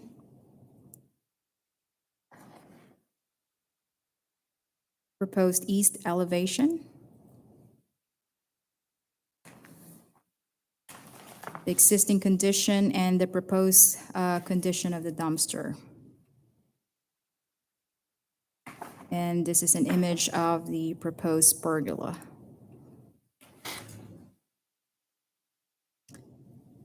Here's the proposed materials. And before I proceed, I also want to make note that with you is a revised version of the building renderings. We received that today. I just want to put on record that there's only 2 changes on that updated renderings. One is the page where it shows the finished schedules, and then the materials list. And just to explain, the applicant discovered section of the finished schedules where it previously said to be selected by owners. So the applicant corrected that and replaced it with the correct manufacturer, model, number, and finish. In addition to the site, to the material on page 20, there is also a change on the shiplap siding material. So for that, they just indicated that there's 2 sizes. So the old version, we can get rid of that. The new version is what we're gonna go by, which is the one received on September 12th. And then there's no other changes with the other pages of the document. Great. All right, let's go with the staff analysis. So I actually broke it down to several sections. Let's start with the site and landscape. Again, looking at the site plan and some of the pictures, there's the presence of trees, shrubs, and ground cover. However, site requires upkeep and maintenance, especially in areas with overgrown plants, particularly in the dumpster area, as you can see in the image below. We've also checked that the plants that they plan to be planted on site are permitted. So, I mean, it's basically just Italian cypress. So nothing like invasive species plants. And the next one is screening and fencing. So the existing dumpster is enclosed in all sides, and that conforms with our form-based code for Deerfield. However, design and color should match the principal building. I did show you the picture of the proposed condition, which is they're using the same color as the structure, primary building. Next is building architecture. I just summarized that the proposed facade materials, paint colors, accents, the pergola, the lighting met the standards of Chapter 64, Article 20 of the Deerfield Form-Based Code. And I can flesh out more, especially in the facade materials, where according to the code, there is no more than 3 different materials, textures, colors, or combination thereof for this application. Staff identified 2 major materials, which is the stone, which is the water table, as shown here. So that's already existing, and I believe that's going to be painted, and that's something that we can clarify with the applicant and how to do that. And then the other major material is the siding. So, and there's 2 types, which is the board and batten siding, and then the shiplap siding.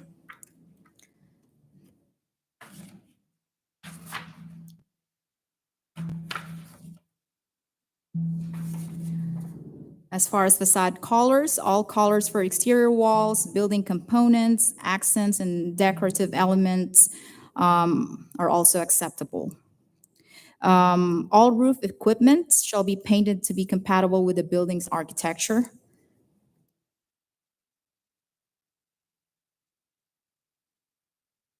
For windows and doors, no changes in the existing iron windows and door other than adding accents like small metal roof, brackets, and trims. And also there is a fall windows. I think you'll see it in the south elevation. This one over here, like plantation shutters. So there's no windows there.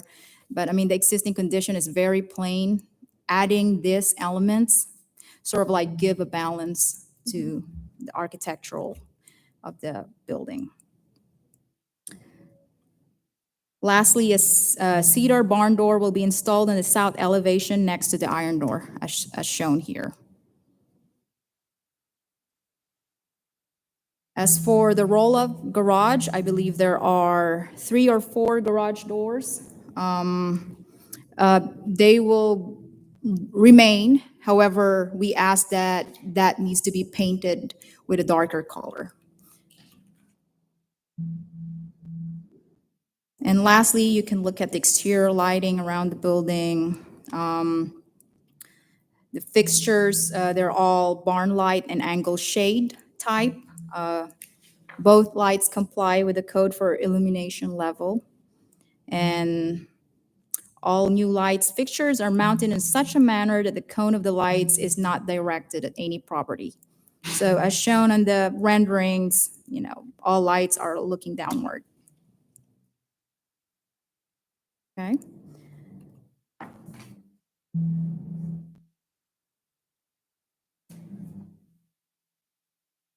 And I'm ready to talk about the signage. This is a separate permitting application. So this is something that the applicant will have to apply for a sign permit. But we just want to make note that the wall sign shall not exceed 100 square feet or 5% of the applicable wall, whichever is less. So you can see that's the proposed sign. And the sign is going to go to the west elevation and the north elevation of the building. And lastly, there's other codes under Article 16 of the zoning ordinance for signage. That's something that they will also have to conform. And lastly, I'd like to include GDOT's Highway 9 widening project, because this project will impact the site. So as you know, the project there is still ongoing.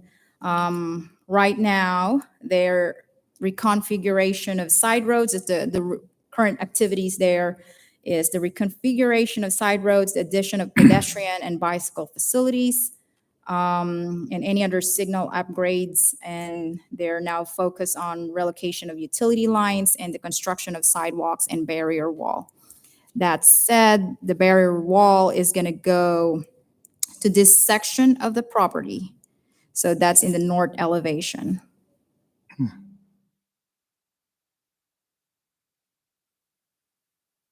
And as far as how tall, it could be approximately 8 to 12 feet tall, and length could be plus minus 250 in length. So again, this project will impact the site property. So, in closing, staff recommends approval of the site landscape plan per the site plan received by Community Development on August 28th. And then the second recommendation is that the building plan, or staff recommends approval of the building plan per the building renderings received by Community Development on August 28th, and to include the updated changes in the finished schedule and materials received today.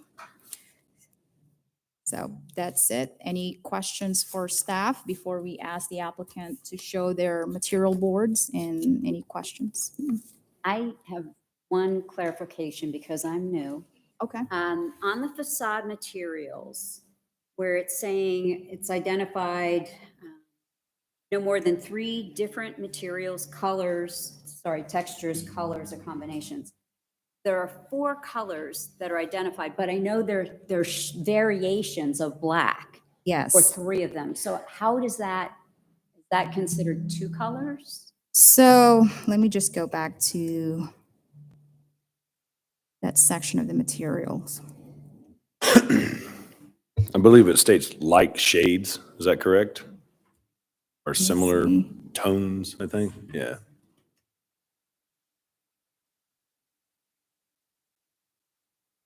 And by the way, this looks great. So are you referring to the iron ore, the second color, and then the Yeah. tricorn? Because when So we look the- at, yeah. The go ahead. snowbound, the iron ore, the tricorn, and the cyberspace. Okay, so yes, there's 4 colors, but when we look at the iron ore and the tricorn black, there's literally So so little close, difference, yeah. okay. So we counted that as 1 color. However, if the board thinks, there's really, I just then want we can make a clarification recommendation just to that for future reference. knowledge. Yeah, Those colors are actually on the same palette yes, Mhm. same with palette, Sherwin-Williams. I'm very familiar with those. so. Yes, me too. All right. Okay. Any other questions? If the applicant can please come up.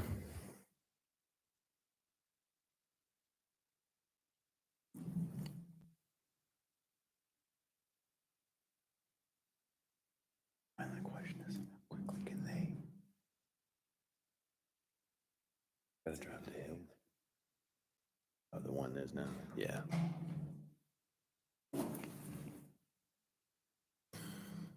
Hi, I'm Jack Craig, 4330 Altona Place in Cumming, Georgia, 30028.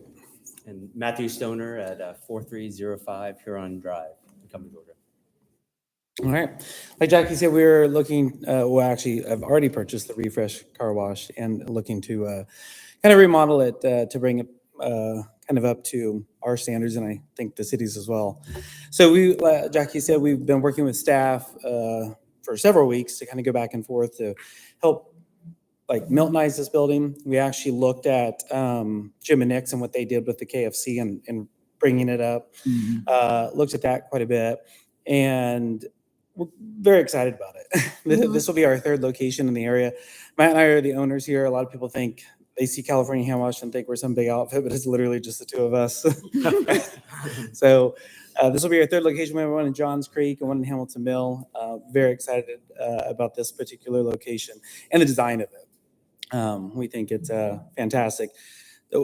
With the color changes in this, we put this together so you could kind of see the look, because aesthetics are very important to us with it. And when we started bringing the colors together, where the stone meets the siding and others, we want to make sure that they were very complementary. So we went through painting several things and bringing it together until we got this, and we really are very excited about this combination. Great. Thank you. Yeah, we're passionate as well about the design. Okay. Any questions or? Yeah, I got a couple for of the board? questions. Yeah. Did you ever think about or consider glass roll-up garage doors? So one of the things is that we're open from 8:30 to 6:30, and when we're open, those doors are up. So nobody actually will see those the majority of the time. The other part of it is that inside is equipment, so the aesthetics are better with those doors being solid and black. They match and give a much better appearance than to have glass or something where you could see through, and you're gonna see into our tunnel, the equipment that's in the tunnel and such. So from overall aesthetic standpoint, it looks better with the solid black doors that roll up, and the roll up being painted black kind of matches the shiplap on the building. So it actually has a great appearance. I thought that same thing. I said, well, even if it was opaque, but then it wouldn't really match the rest of it. So it's like, You could do black metal, but my other question is the stone that you're painting black. It looks like maybe I saw it somewhere. There's a really big wall. In the very back, the Yeah. loading area. The dumpster. Yeah, the Yeah, dumpster. the That's dumpster. what I'm Yeah. saying. One of the challenges that we have with this building is that it has not been kept in repair, unfortunately. The stonework is great, but there's a lot of pieces that are missing from it. So we're going to have to go in and repair that. And in order to keep the aesthetic value of it, the option was to paint that. And so we actually had several samples of that had come off that we painted various colors to look at. The other 2 locations that we have painted stone. So this isn't the first time that we've dealt with doing that. And it's come out very well. We chose to go with a darker color to kind of accent everything. But in repairing all of those places, because it's all around the building, it's going to need that. It's going to need to be painted just for the conformity. Well, just seen, painted brick lately, or it's been around for, I guess, for a while now, but painted stone seems to be something that is coming into trend. And sometimes it can be a difficult thing to pull off a white exterior with a very dark painted stone. So I was just making sure that we considered that, because there's a lot of it here, painting a lot of stone. So I was comfortable with the fact that it was a satin versus a semi-gloss. Okay. I think Yeah, I that's think going to that help could make a out big difference. where it's not as Like shiny or broadcast. cheap It's or- got a little sheen to it, but it's not going Like to super shiny, yeah. correct overpower everything else.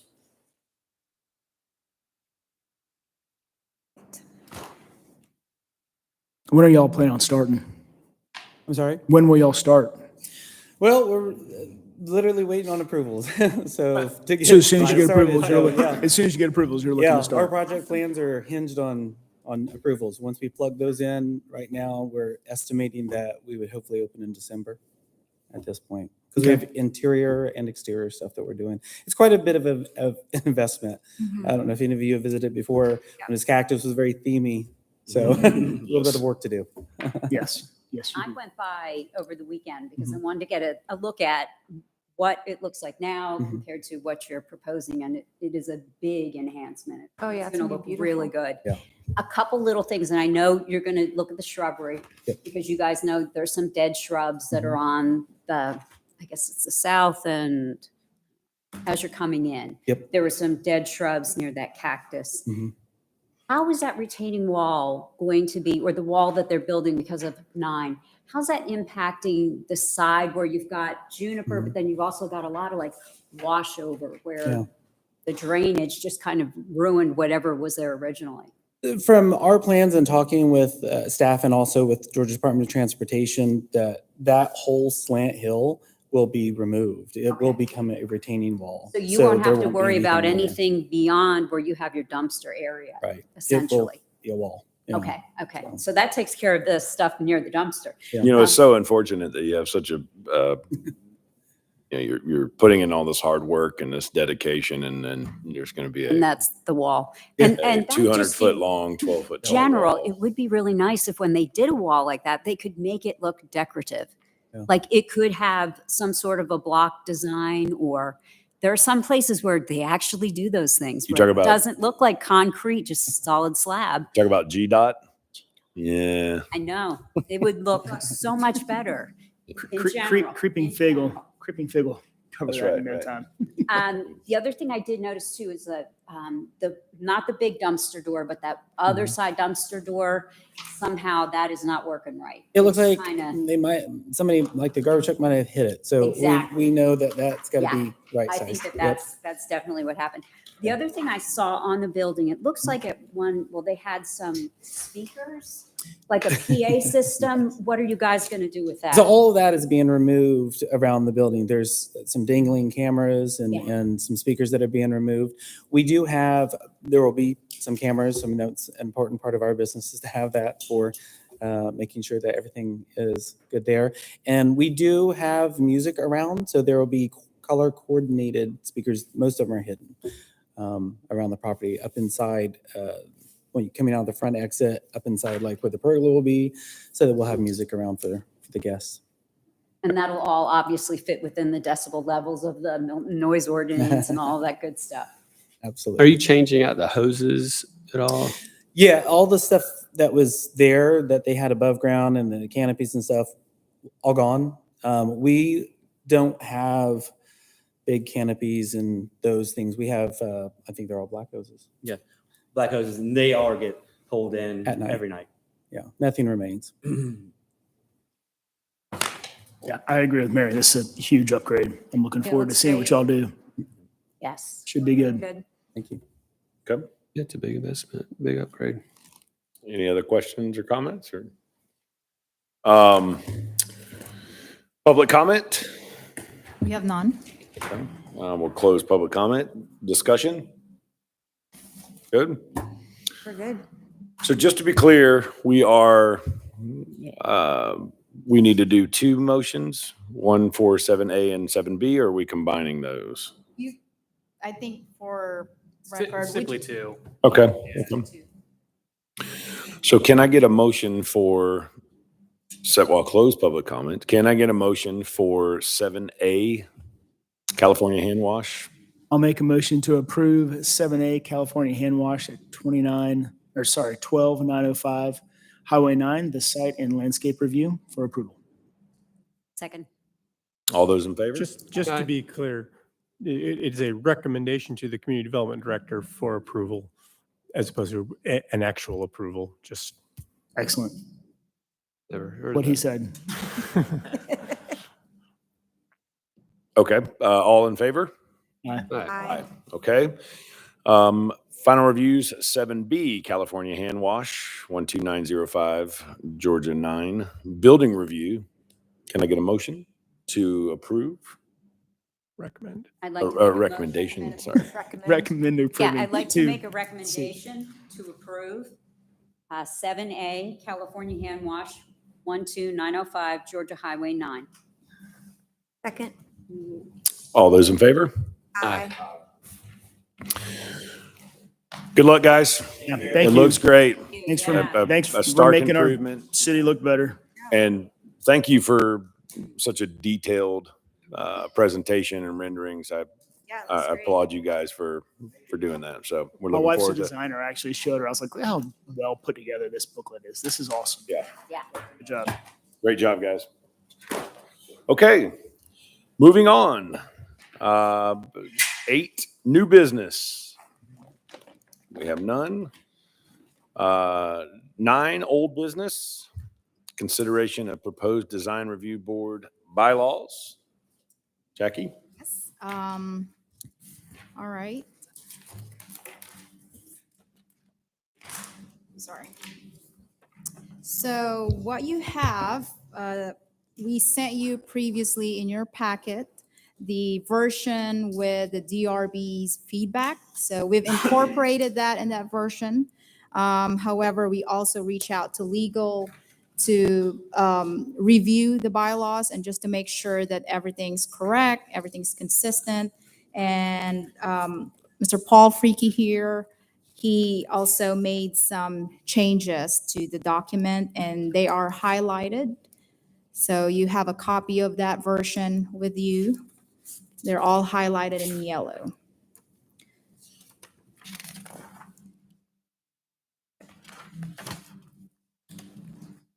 So I'm not going to go over. The first one is the one that I just didn't do correctly. The recommendation to the community development director. So I appreciate you putting that in there. Yeah. All right, so pretty much the document is, I think I'm confident that we arrive into a correct and consistent document. However, there's some sections that we want Mr. Freaky to give us some explanation, particularly in the certificate of endorsement and appropriateness. What are the required standards for advertising and notices and such? Jackie, if I have a couple things just on Okay. here, do you want to know them now or do we want to wait? So that's something actually a good question from Mr. Paul Freaky, because I don't know how to proceed with that with his corrections. Thank you, Jackie.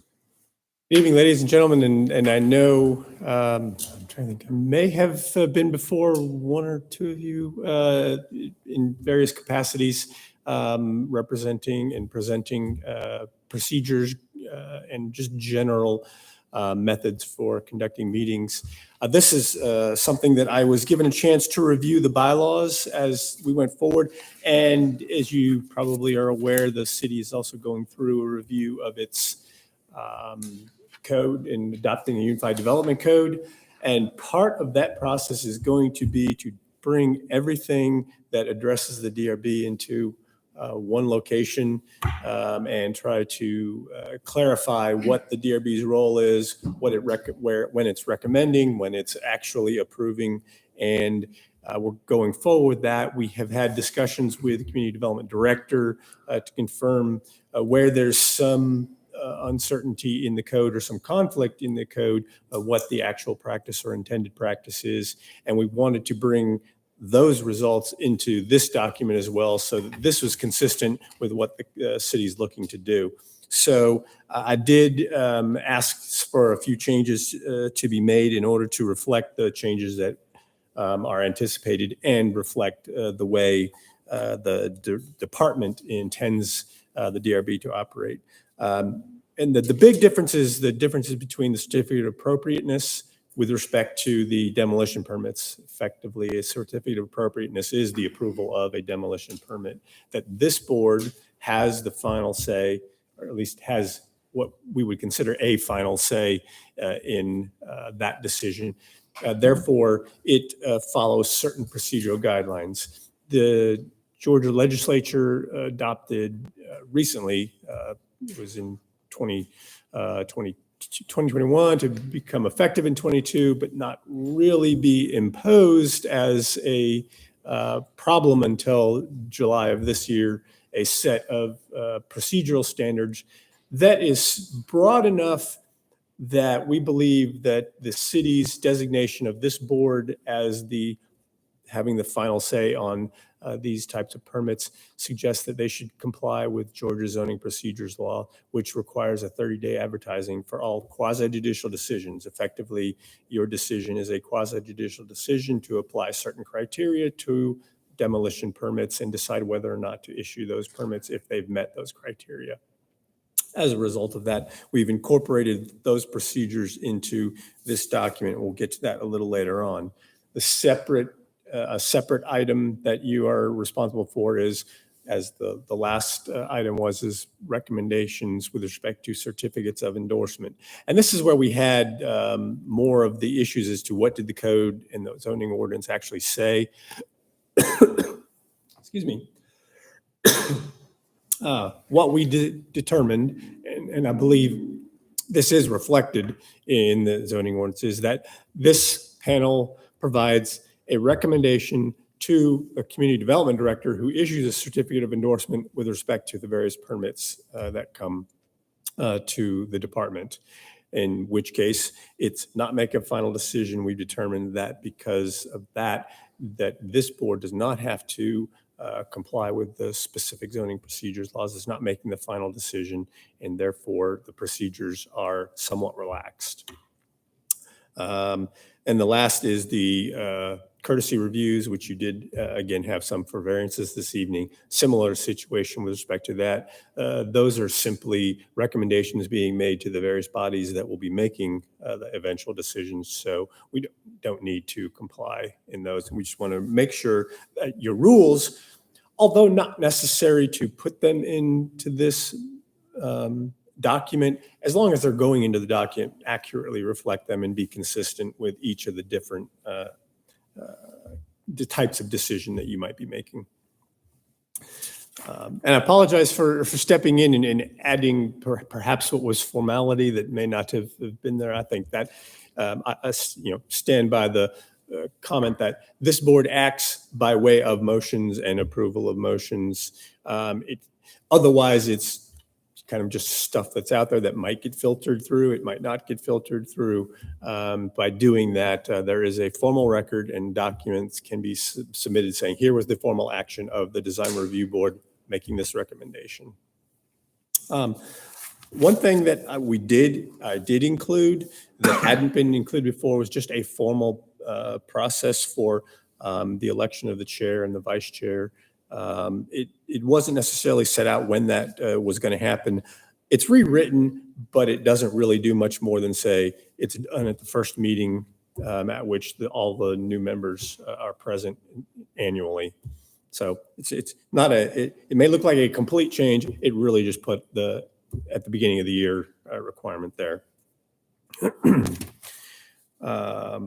On page 5, Article 5, Section 2, you'll see that there's additional language providing a different timeline for when materials have to be submitted to the community development director by the applicant. That is reflective of the fact that there's a shorter timeline ahead of time because of the publication requirements under ZPL. So they've got a little bit of a break in terms of how soon they have to get stuff in.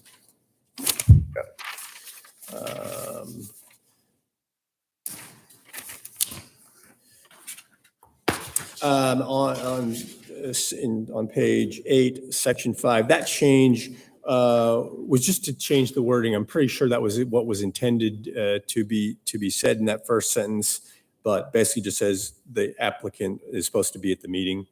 It didn't necessarily read quite that way. It's kind of reverse. So I just cleaned that up.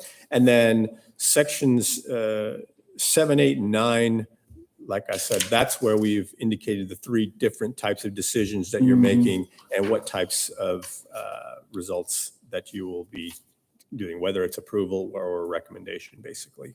So those are the changes that I added in there to make this document conform to the expectations of the Community Development Department, as well as the code as it exists and as it's intended to exist with or expected to exist with the UDC. If anything changes, we can make further revisions, but this should satisfy what I understand the plan to be going forward. So happy to answer any questions about that or any other questions. I know, Mary, you said you had something. I had a couple little suggestions to make it read better, but also I guess it would be helpful to me as a new member to, if there are motions, like we're saying, if it's going to be a courtesy review, what would the verbiage be to say so we can recommend the approval or recommend these conditions for the BZA or whatever it is? If we could get a list of, here's what you will say if you're going to make a motion. That's absolutely something we can put together. That would be wonderful. That would be wonderful. Second thing, I'm just ad-libbing it every looking at just a couple things to make it read easier. And this, you can also weigh in, guys. There are a lot of commas in here. So when you read it, it's like Article 7, comma, Division 5, comma, State Route 9 overlay district, comma. If we put semicolons at the end of each overlay district, so that way it's not like saying, well, what goes together? So that we would know Article 7, Division 5, State Route 9 overlay district is Like a one thing. separate, document. And then Division 6, Rural Milton overlay, separate. Division 8, Birmingham. So all of those are separate. Okay. Then it looks like with the revision in the same paragraph at the end of the sentence, it just says adopted specific overlay districts. Should the word for still be in there? So for What the page is following that, Mary? purposes. What page is that? I'm sorry, honey, it's on page 1. Okay. It's in that same paragraph, the last sentence, where it says adopted specific overlay districts for the following purposes. Yeah. Because we're Took out the word for. yeah, I think it For, just got yeah. dropped from the previous. It's not, it doesn't change anything. It's just, I think it needs I the agree. word for. Yep. Okay. Yes, it should. Okay, cool. Then I had just 2 more, I think. While you're looking, can I mention on one of my changes on page 4, it says this board shall. Shall, is there a Y? Yeah. Okay. Yeah. We'll remove that. Third line. Yeah, I see that one. Okay, and then I have a question about when you're looking on page 5, Article 5, consideration of applications. And so this whole section is talking about certificates of endorsement as well as certificates of appropriateness. Okay, so you're thinking all this stuff is applying. And then when we say listing of submission materials for DRB review, would it make it more clear? Because if I'm reading that, I would think maybe that if I'm getting a certificate of endorsement or I'm getting a certificate of appropriateness, all of these materials below are things that I would need to submit.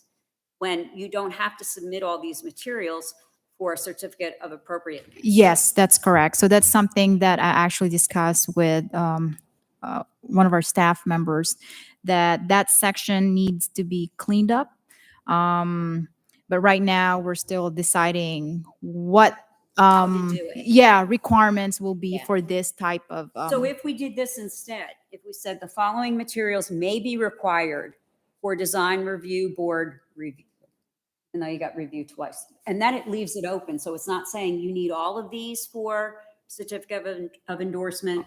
I will say, and if you've gone through, I've gone through code review with your comments. I don't know if you've watched and gone through code review with all of my comments. You may have. I don't know if you've been in the back or online. But using the word may when Okay, is put wording. well, it leaves it open to, well, we can't it does. enforce anything. We can't say you have to because it says you may. Right. And so Okay. Just, There's we know that this workarounds. needs to be Okay. changed, Yeah. right? This section. I'm cool. The next, I think, on page 7, under number 12, and we just have a semicolon that should be a colon after fixtures. It just didn't get changed, that's all. It was one of the ones we looked at, because it's a list. okay, yes. And then I think the last one I had, I just noticed it on page 9, where it says section 7, with respect to certificate of appropriateness, it just got misspelled. It's pirateness. Oh, okay. Kind of like that. I know, it's kind of cool. Hey, can I make one suggestion on that one too? Just in the order, can we switch section 8 and section 9 since like how we actually review them? We do courtesy reviews before we do final reviews. And I think section 8 talks to final reviews. Can we just flip those two? Yes. So it's in the same order that we Switch it, actually yeah. have our meetings?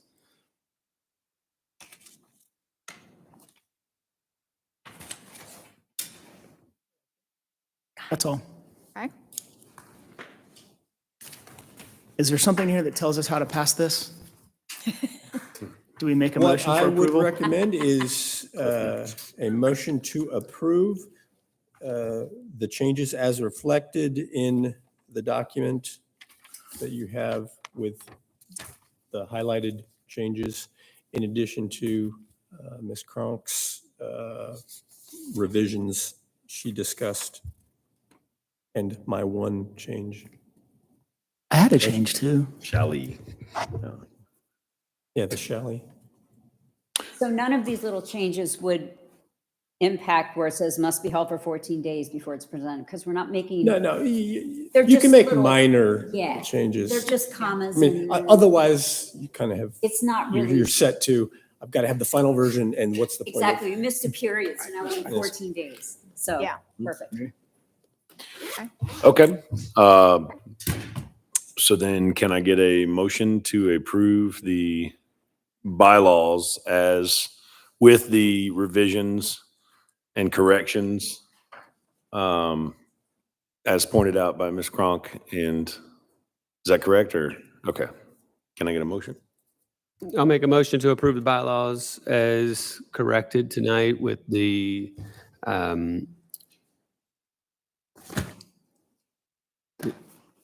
conditions, The addition. the additions that were made Well, not in suggestions this corrections. evening. Great. Can I get a second? I'll second. All in favor? Aye. With that, Circulated, so everybody's got a copy of the updated. can I get a And- motion to adjourn? Motion to adjourn. Second. Second. All in favor? Aye. Thank you.